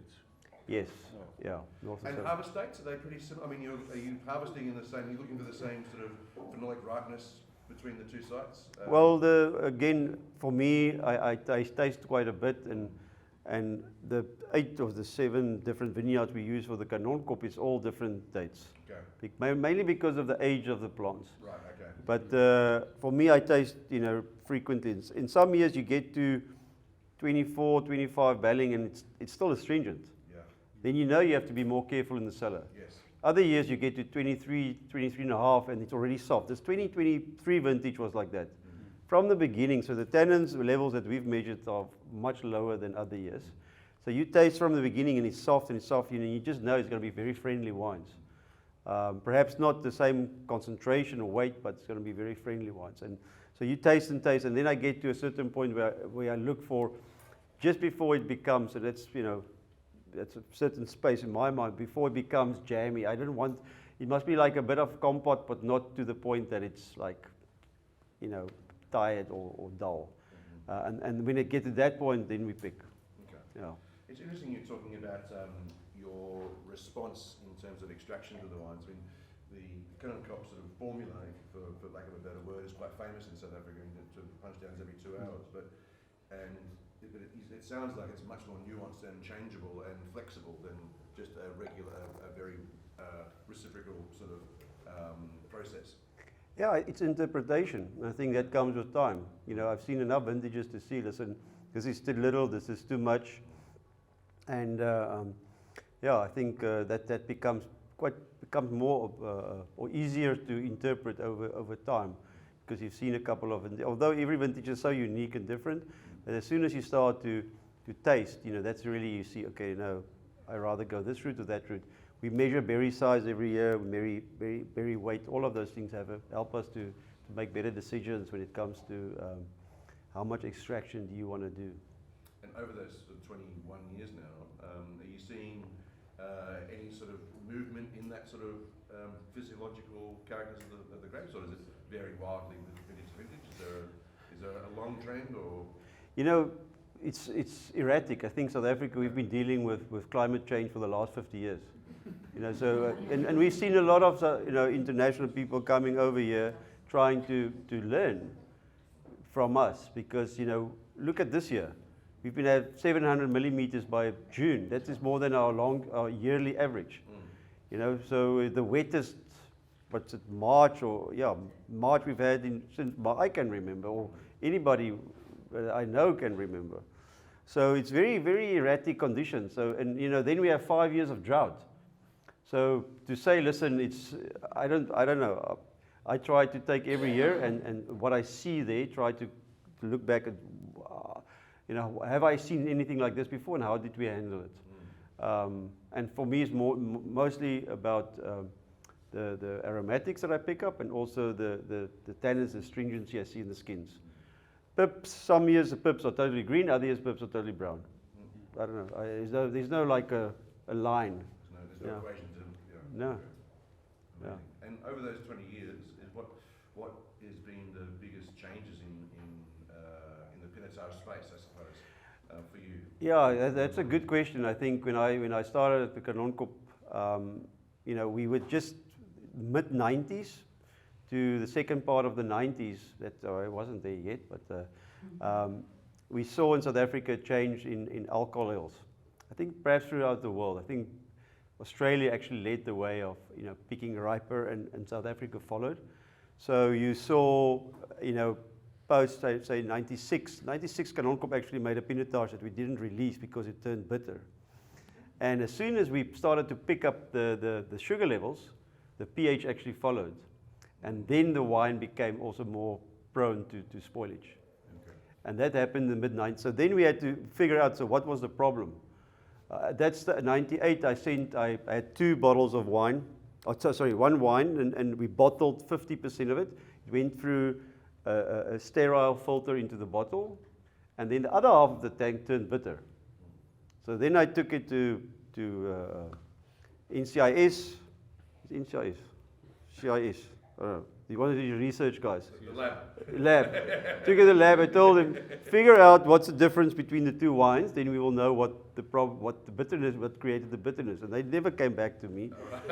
But the problem was the problem was evident, is that the sterile filtration got rid of something. Yes. that was still left in the tank. Right. So that was, and then from there we started to work much more cleanly with the wines, and protecting it against, It does stuff. sound cleanliness and hygiene in the cellar is absolutely vital especially for, it's obviously vital in wine anyway, but Pinotage seems is quite susceptible to any sort of latent bacteria. I think, just to end off, sorry, but I think when you work with lower alcohols, then you have less of that problem. Yeah. Compared to as soon as you go to higher sugar levels, the pH jumps to, and then it's, you have bigger problems normally. So he wants to say something. No, I haven't been around as long as Abrie, but something that, also growing up with family making wine, and something that was kind of rhetorical in our winery is as the Pinotage one that actually makes the bitterness, I haven't done the tests, I'm not a scientist in that sense and all of it, but we've always been quite careful about the parswans, the harvesting tractors, if there's soil on it. Pinotage like to grow in where there's clay on the farm. Okay. And if your tractor wheels will go through a clay patch and it could kick up some mud maybe to the bunches or something, or harvesting crates is important, you put down and there's maybe some mud, and some of the guys aren't trained well enough and they put the one crate on top of the other, some of that mud, because it's also a soil-borne bacteria, Pinococcus, and that's the one. Lactobacillus and Pinococcus uni, which are normal wine bacteria around the wine world, there's some different strains of both of them, but normally doesn't give bitterness. Some give different ranges of fruitiness and more creamy character to the wine.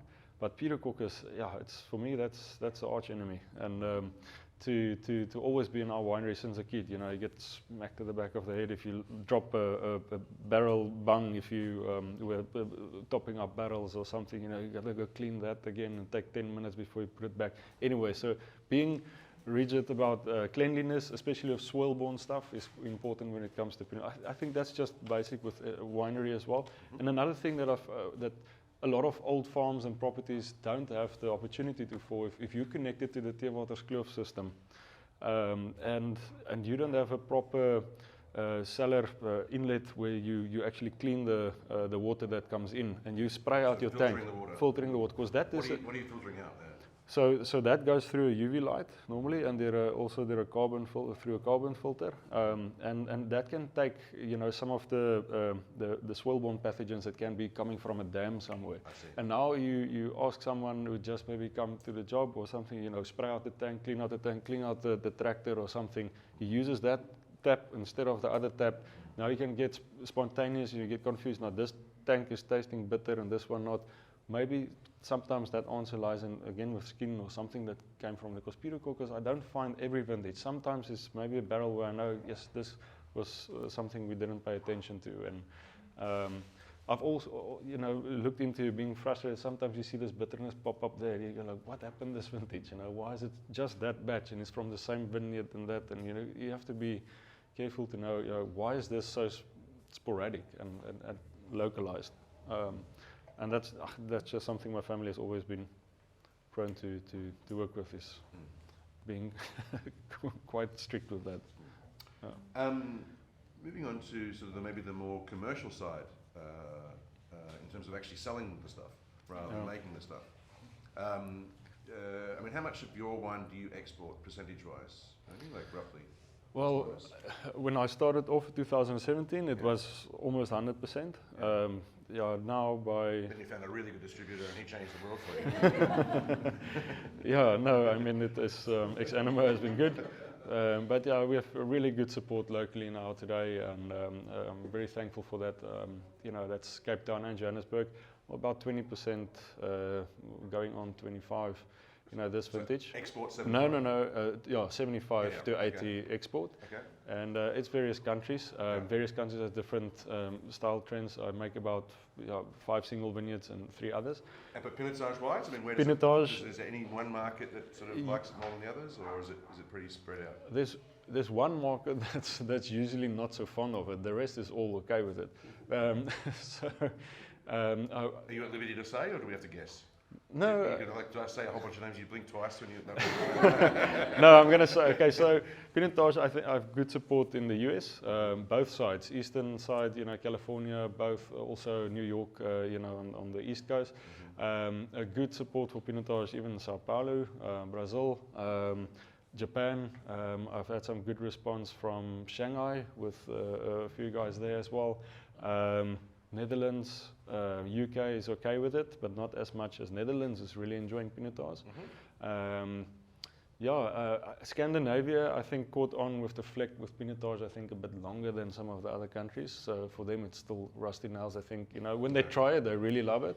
But trying to sell it there is it's difficult to talk to their consumers still, but your importer really enjoys the wine. And then I've been on a few radio podcasts, doing some work in Scandinavia, in Oslo and Bergen with Phoenix, and it's been incredible. Now there's really some traction with this style. Phoenix is doing incredibly well now in Norway, and it's a gastronomy wine. I've had, as you had, an insane pairing. I went there to Oslo in a restaurant, quite an incredible restaurant there, and the chef has never had Pinotage. Tasted this blind for the first time, and he makes up a dish from peppered crab and. He does that for everybody. And paired it with Pinotage, and it worked beautifully. Awesome. Yeah. So. Can I ask Bernie a question? Of course, yeah, absolutely. Because I just have to repeat to that. an extent, your Pinotages are not what most people think of as typical Pinotages. People that have been brought up with Pinotage, certainly in South Africa. Are your wines internationally not just being accepted as really attractive light red wines, which are doing really well everywhere anyway, and that the variety is more or less irrelevant? I think just to repeat for the people that aren't here, Tim, it seems that your Pinotages aren't necessarily the same style of Pinotages that a lot of Pinotages, especially in South Africa, grew up with. Do you think maybe the attraction for international buyers is that they're just really good wines, and maybe it's more about Science of Sinai rather than Pinotage? I think there's a few other guys also making good examples of it, but to answer your question, yes, I think Pinotage had a bad fleck on its name, and what I do with Science of Sinai, as well as in these styles, it's a Trojan horse in a way. People. Sorry. No, but it's true. If I can use that analogy. That didn't end up that well for the. No, I mean it gets behind the guard of prejudice of what Pinotage was flecked. And once these consumers, I've shown Pinotage in South Africa to some really old, diehard believers in just maybe the other style, But again, it's a style difference. We don't have to choose. We're not sport. You don't have to choose your team. It's a product that we enjoy for what it is. So we can enjoy both. We're happy accepting different styles of Syrah and Cabernet. Exactly. So there's a lot of other beautiful light red wines. They can go for a Grenache and a Cinsault. Why choose Pinotage? I think it's a good vineyard. It's good quality, and it's had some really good traction.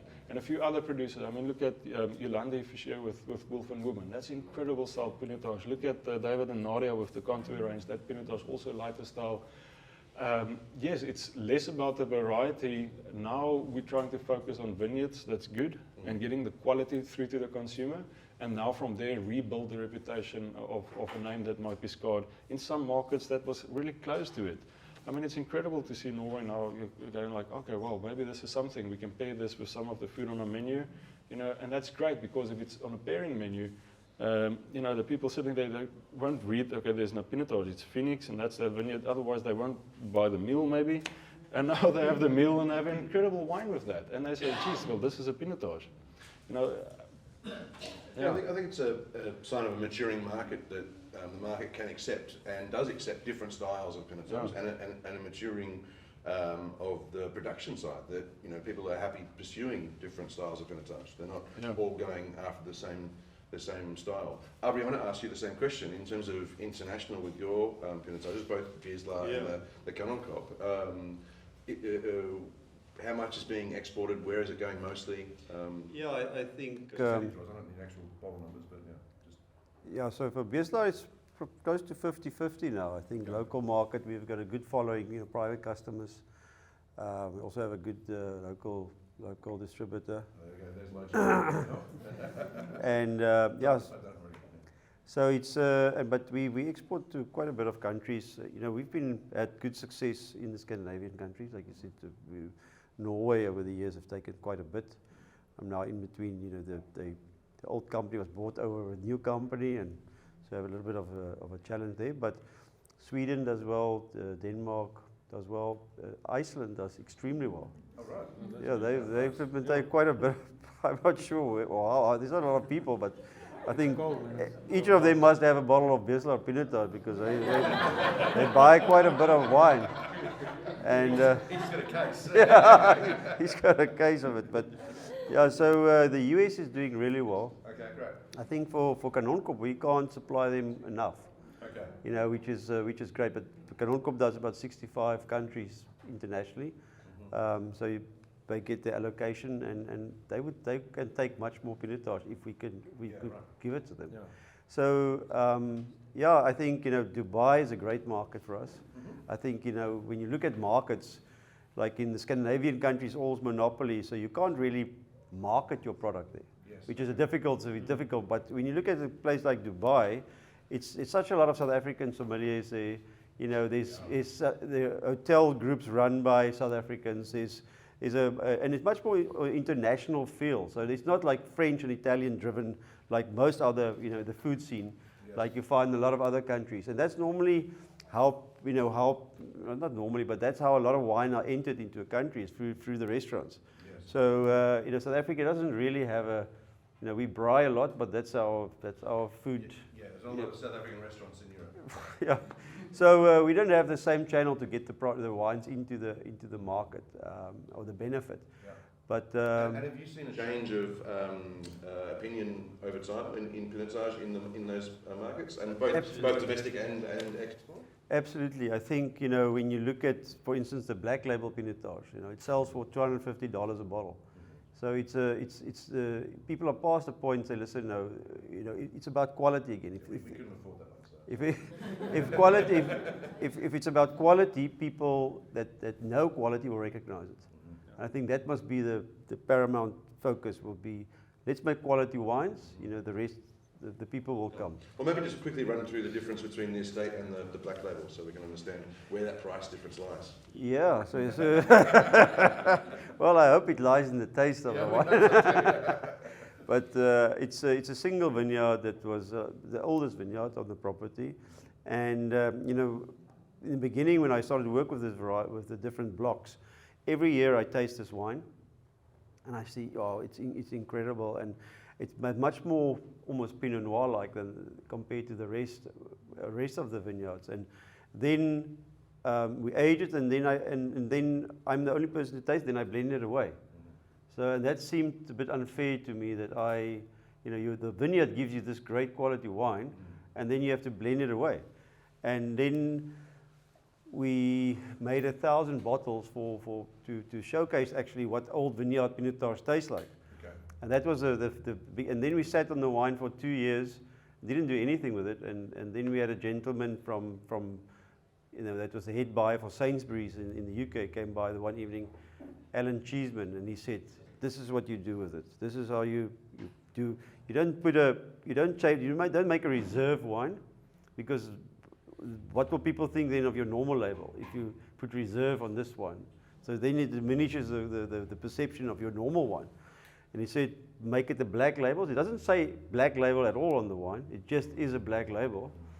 And we charged 1,000 rand. That was 2009.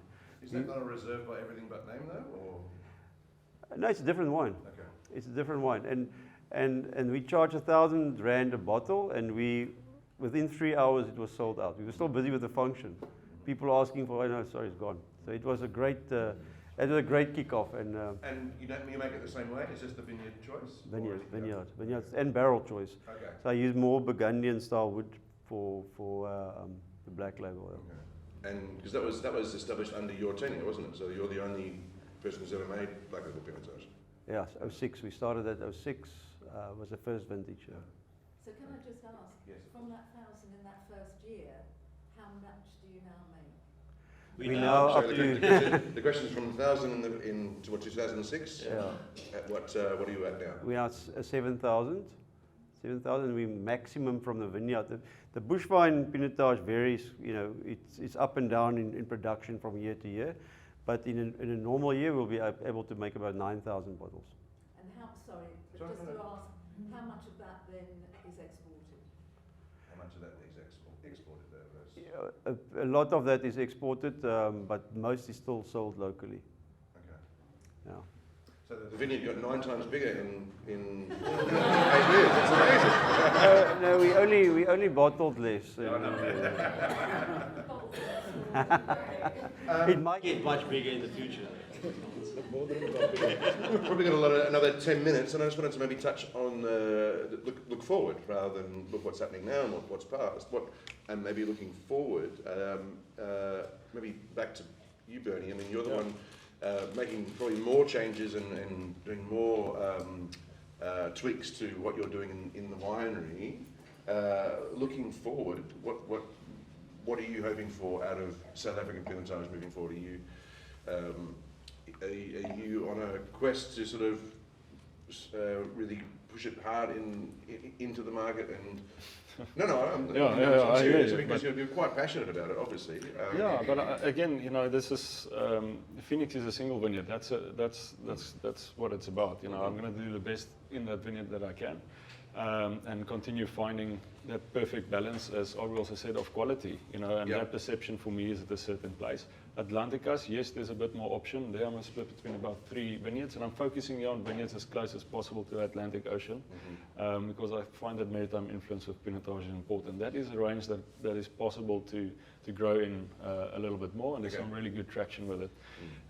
But I mean, viticulture as well, to look forward to in total with Pinotage. I think if I look at just quick stats of it, it's one of the only varieties that's been stable for many years on terms of planting versus ripping out. Yeah.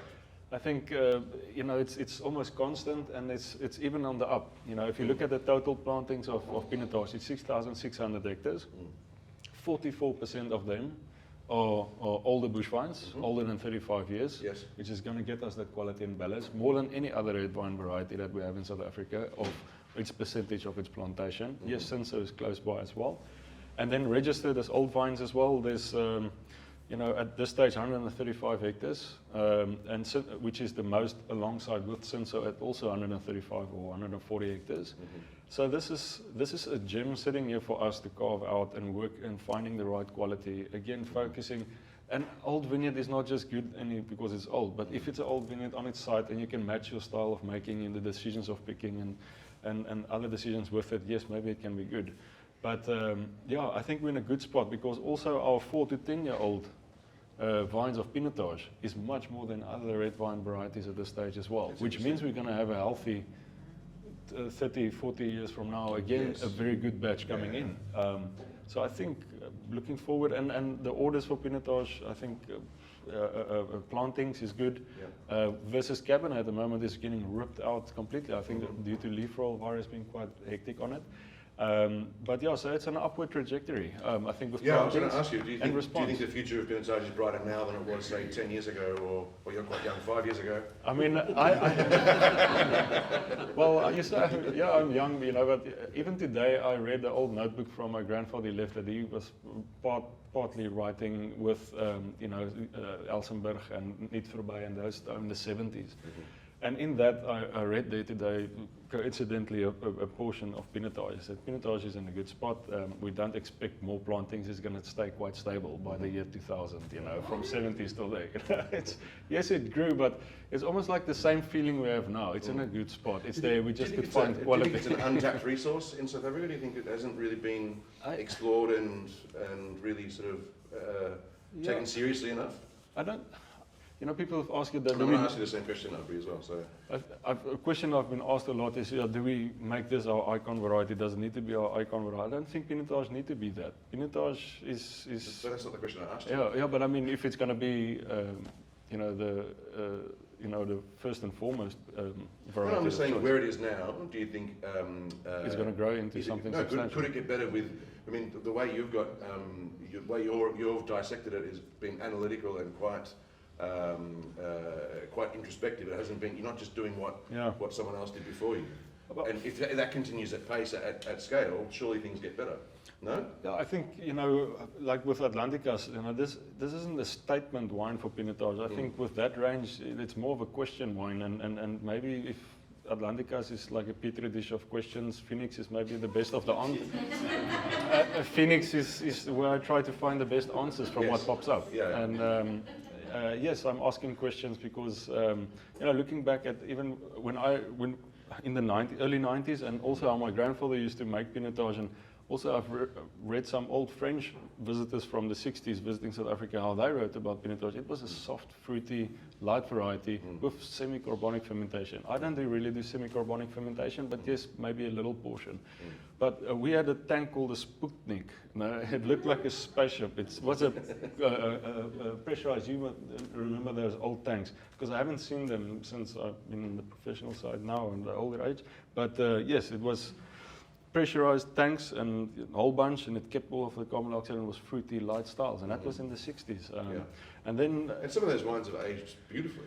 yeah, I mean, Properly. we Those talked old about the Lanzaraks from Lanzarote. 63 and 66 have been amazing. And Lanzarote was, from Stellenbosch Farmers Winery, and a lot of the fruit from my grandfather's uncles. I had many uncles also with farms making Pinotage close by. That was our family braai, was just wine. That was our life. But Stellenbosch Farmers Winery, a lot of these Pinotage actually went there, and it could have ended up in that old Lanzarote. Well, no, yeah, they didn't really document that well, apparently. Yeah, they didn't document that well, but yes, so if you ask where it's going, I think with finding our markets, I mean, it's not just our responsibility. We can just stand here and hoist the flag, It's we have some incredible consumers, importers who's doing. But we can't drink it if you don't make it, though. We make it, but I mean, it's a long process, but I think it can go better, and at the moment it's in a good spot, and I'm excited with the response, and there's really people asking for more of these wines, and That's a good sign. so that's good. And Abrie, same question to you. Do you think the future of Pinotage is brighter now than it was when you started at Kennecott, perhaps? Well, obviously, Kennecott Pinotage is amazing. That's killing it. In general, it seems. Yeah, I think in the first probably 10 years of making Pinotage, I was very defensive about the variety. And if people would say something bad, I would just knock them out of the park with answers. I'm glad we've got Bernie in between you and But that was now I think we are unapologetic about the variety. If you want to miss out, that's your problem. Yes. I don't care. No, I think that's fair comment. It's just a different way of looking at it, and I think as South Africans, we should stop. Let's criticize Eskom and let's get off Pinotage for a while or something else. We're very self-destructive as a nation, and and unfortunately, I think the winemakers that was on that bandwagon didn't really understand the variety, to be honest, and also the extra effort that it took to make proper Pinotage. So they were negative for the wrong reasons. But of course, they had their following and they had their people listening to them as well. But I think we are at the point that we are unapologetic. There's so much good Pinotages out there, and if you don't like, that specific wine, there will be another Pinotage that you probably will like. And if you don't trust yourself, do it blind. Let somebody pour you Pinotage versus something else. Especially perhaps a South African Merlot or something, and then you make up your mind what you like better. We grow Merlot as well, so it's. But I think that's where we are now, and the rest of the world is when you get with that type of approach. Yes. Then you're on a different playing field. It's not about making excuses or start trying to sneak in the back door. Yes. You're there because you believe in what you're offering or you're putting on the table. Innocent until proven guilty. You're on. Can I ask you a question? Of course you know. Do the two of you keep a journal for your kids to do? I do quite. Oh, of course you do. Everyone's shocked, don't you? I summarize the vintages and what I trying to the interpretation that helps me. I try to summarize that in a journal. Yeah. Before we throw it open to more questions, I just wanted to ask you both what pinotages that we should, apart from your own, which are obviously delicious, are there other pinotages out there currently being made that you've been impressed by or you want to drink? You've mentioned Wolf and Woman, and you mentioned, I think, David and Nadia. Maybe let Abrie. We work in I think the Pinotage community is relatively small, so we know each other's wines quite well. But I do like, the styles of Pinotage that comes from the area. Spear does Pinotage, from close to your parts that I really enjoy. But Kaapzicht, I've always enjoyed their Pinotages. The Bottleray Hills also have quite a bit of shale. So the Pinotage is coming from those sites. Of course, B&M Beyers are good friends, so I drink quite a bit of his Pinotages. Also got different styles within the range, which is all delicious. Out of Beyers' range, which is your go-to? He's got actually a new one now that's called Creekbolt, which is really delicious. But when you have properly aged diesels, 10-year plus, it's beautiful wines. Of course, they need more time. They're not made to be consumed relatively young. But yeah, I think over the years, we tasted some 4 older Lanzeracs today. Fantastic wines. I think we could all. And do we know how those were made back? I mean, I know that the details are quite sketchy, and you said that the Sputnik with the little bit of carbonic, and I mean, is anybody making that style today, or is it just a different world? Is it just not a different place? I think some people are playing around in all different ways. With, like I said, with when it comes to winemaking today in South Africa, a whole bunch of whole berry ferments is quite popular. And with Pinotage, the same. People are doing all types of stuff, with whole berry ferments.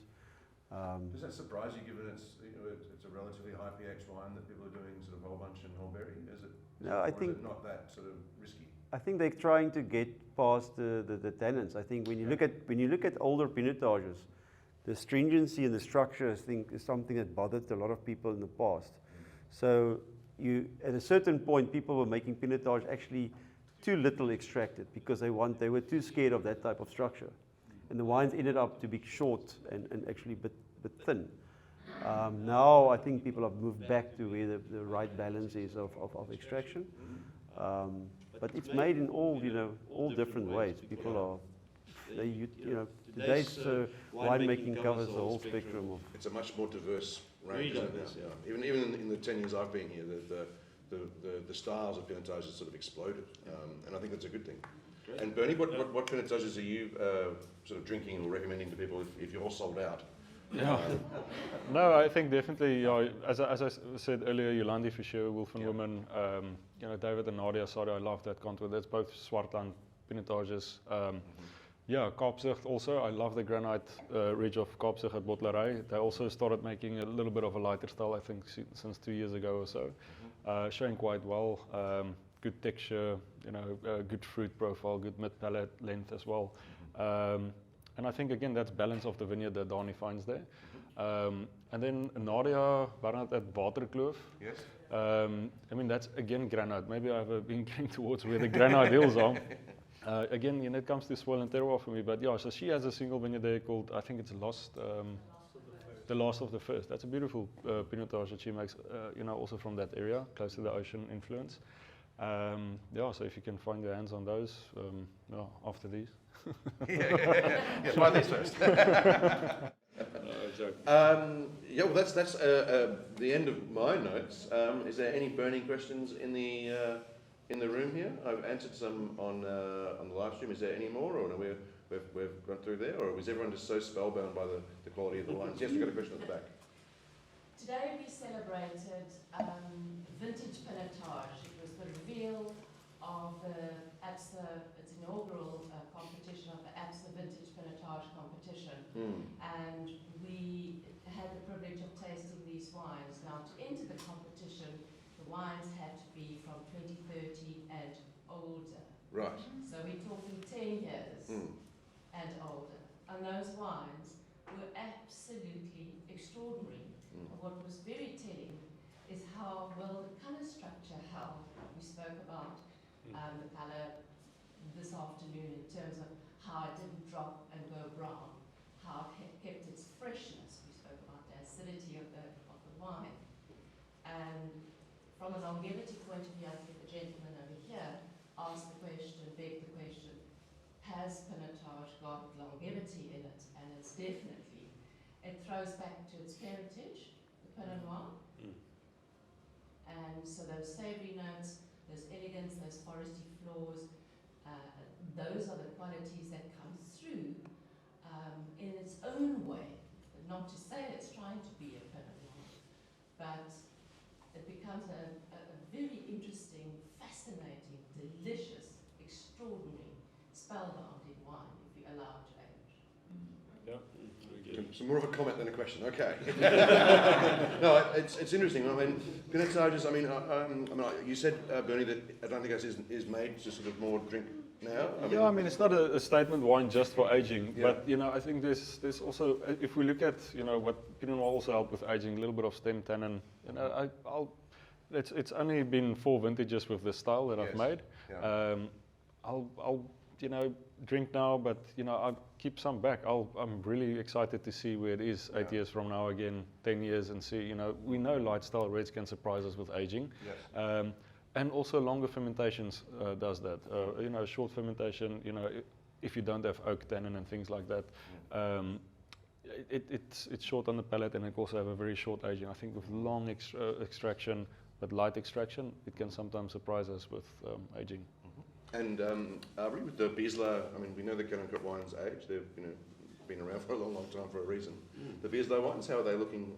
The earlier vintages.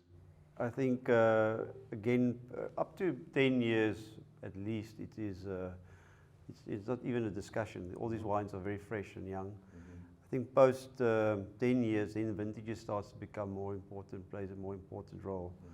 So your lesser vintages start to open up or evolve quicker. I think, for quality wines, sometimes we look at older wines and then it's just a bad vintage, Yes. You can't expect a bad vintage, not even nowhere in the world bad vintages ages 30 or 40 years. Yeah. So Good vintages for Pinotage, are they the good vintages for the other varieties as well, or is there particular characters of vintage conditions that are ideal for making Pinotages age well? for me, there's very few times that there's a great vintage for all varietals, because when you look at growing conditions, your March temperature is so telling on, or conditions so telling on the Cabernets. So for the last couple of years, we have water, rain, and cooler conditions in beginning to mid-March, and then that changes the Cabernets dramatically, Yes. the ripening. But with Pinotage, because it's early ripening variety, most of the seasons it's relatively good, except if you have like massive heat waves in January or beginning of February. If you have like extended drought like 2016, I found those wines to be quite challenging. But other than that, if you have just normal vintage, Pinotage normally does quite well. And in your sandy soils or your granite soils, is it the same thing? Or? It's the same thing. I mean, we don't have, we can't really speak about vintage always in South Africa in our winemaking areas. We don't have those kind of rules that you have with, Bredell, Nebbiolo, and then it's easy to talk about vintage because there's one vintage, one variety. It goes through one flowering, it's one process and biology of a plant that it goes through. Or Pinot Noir and Burgundy. In South Africa or Stellenbosch, we can grow, we don't have rules on which varieties we can plant. So we're going to talk about a good vintage, but was it good for Cab or was it good for Pinotage? Was it good for Chenin or was it good for later ripening stuff? So yes, Pinotage ripens totally different part of the year. And another important bonus, as you said, it's early ripening. It's good on that. If you look at the heat summation that we call it from flowering, the amount of days of heat, say above 25 degrees Celsius that it goes through before you harvest it and it gets ripe, it's very close to what Pinot Noir goes through because it's shorter and so it's in a warm climate, this variety, but because it ripens so early, the amount of days above a certain temperature is quite close to some cool climate red wine varieties. And that's quite important to note, and that I think is why Pinotage can have so much good vintages, better than other, because Cabernet, also a late ripening variety, it goes through February, which is our warmest phase, and now we can also start at a later age, start struggling with leaf roll, because now you're damaging the vine's vitality and its immune system. It can't defend itself, it's stressed, and now we really want to make good Cabernet on the wrong soils, but then it starts breeding viruses and diseases and things. And I think that's different. So it's difficult for those late ripening varieties sometimes if we have heat and also some rain in March again, and that unbalance. With Pinotage, fairly the worst threat we have is maybe land developers and and heat waves. Yeah. Somebody asked me, you know, charge more for the vines and then for the wines, and then the land will be worth more. I mean, even with disease pressure and things, somebody asked me today, what's your biggest challenge and biggest threat to Pinotage? I was asking about diseases, but you know, I think it's land developers. Yeah, right. I've got a question, probably the last question, I think, in terms of timing. Penny. Might sound a bit random, but like throughout the whole talk, there's been, you know, soil type has been a very big focus on like how Pinotage will turn out, you know, in exactly how you want it. So Yeah. like the parent grape, Pinot Noir, I mean, you also have Richard Persian who concentrates a lot like on clones. Is Yeah. that also something that you look at in Pinotage? Because, you know, Pinot Noir, you get like the 777 and like, you know, brings in, you know, this character. Is that something that's also So looked at? the question for those playing at home is clonal selection important in Pinotage as it is with one of its parents, Pinot Noir? I mean, it being a quite relatively young variety, this Abrie can correct me here, but there's really few. There's maybe 2 clones or 5. Okay, 5 you've looked into it. Yeah, and some of our older bush vines, you know, maybe we don't always know with the old material what exactly the clones are. We don't know with this specific one, but it's planted in the 70s. It can be that, you know, one of the earliest ones. But another thing that's interesting with Pinotage, I think if you talk to a guy like Etienne Terblanche, who's done quite a bit of research into the variety, it behaves a lot differently when it's an older vine, also when it's a younger vine, and it's almost like it goes through a clonal change into how its conical structure, the bunch structure, and how it crops, and the amount of leaves and buds and things it makes. Yeah, it's a bit different. The leaf sizes and things change with age, so it's almost like an old vine. Pinotage is a different clone than a young vine in the end, but in terms of its phenology and how it looks and behaves. Yeah, it's you know, it used to be 48 and 50, the 2 clones that was available. And then over the years there was some what you call shoots isolated on Kanonkop and Warwick, and they replanted that at the university's farm. What's it called? Welgevallen.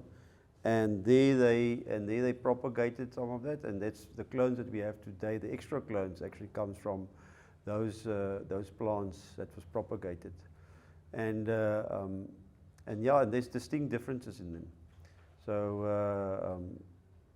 it's still, compared to any other varietal, it's minute, you know.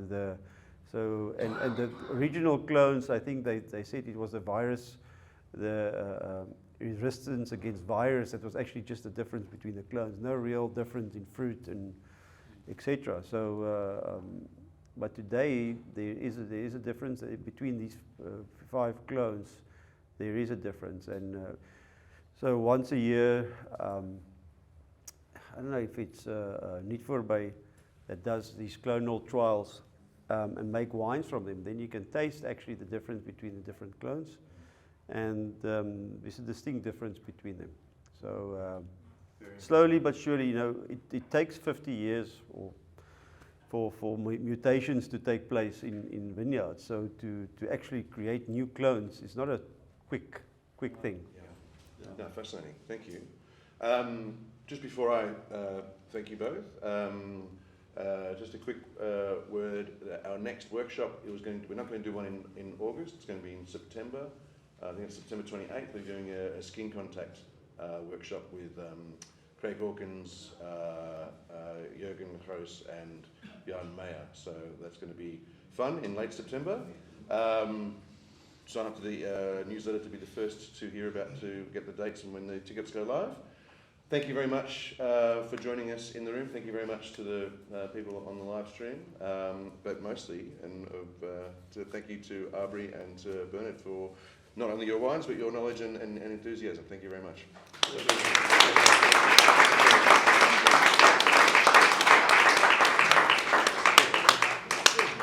And just again, just a note, it is load shedding, so we've got some lights out there, just do be careful on the stairs, please. So luckily the boom's up, so you don't have to pay for parking. So.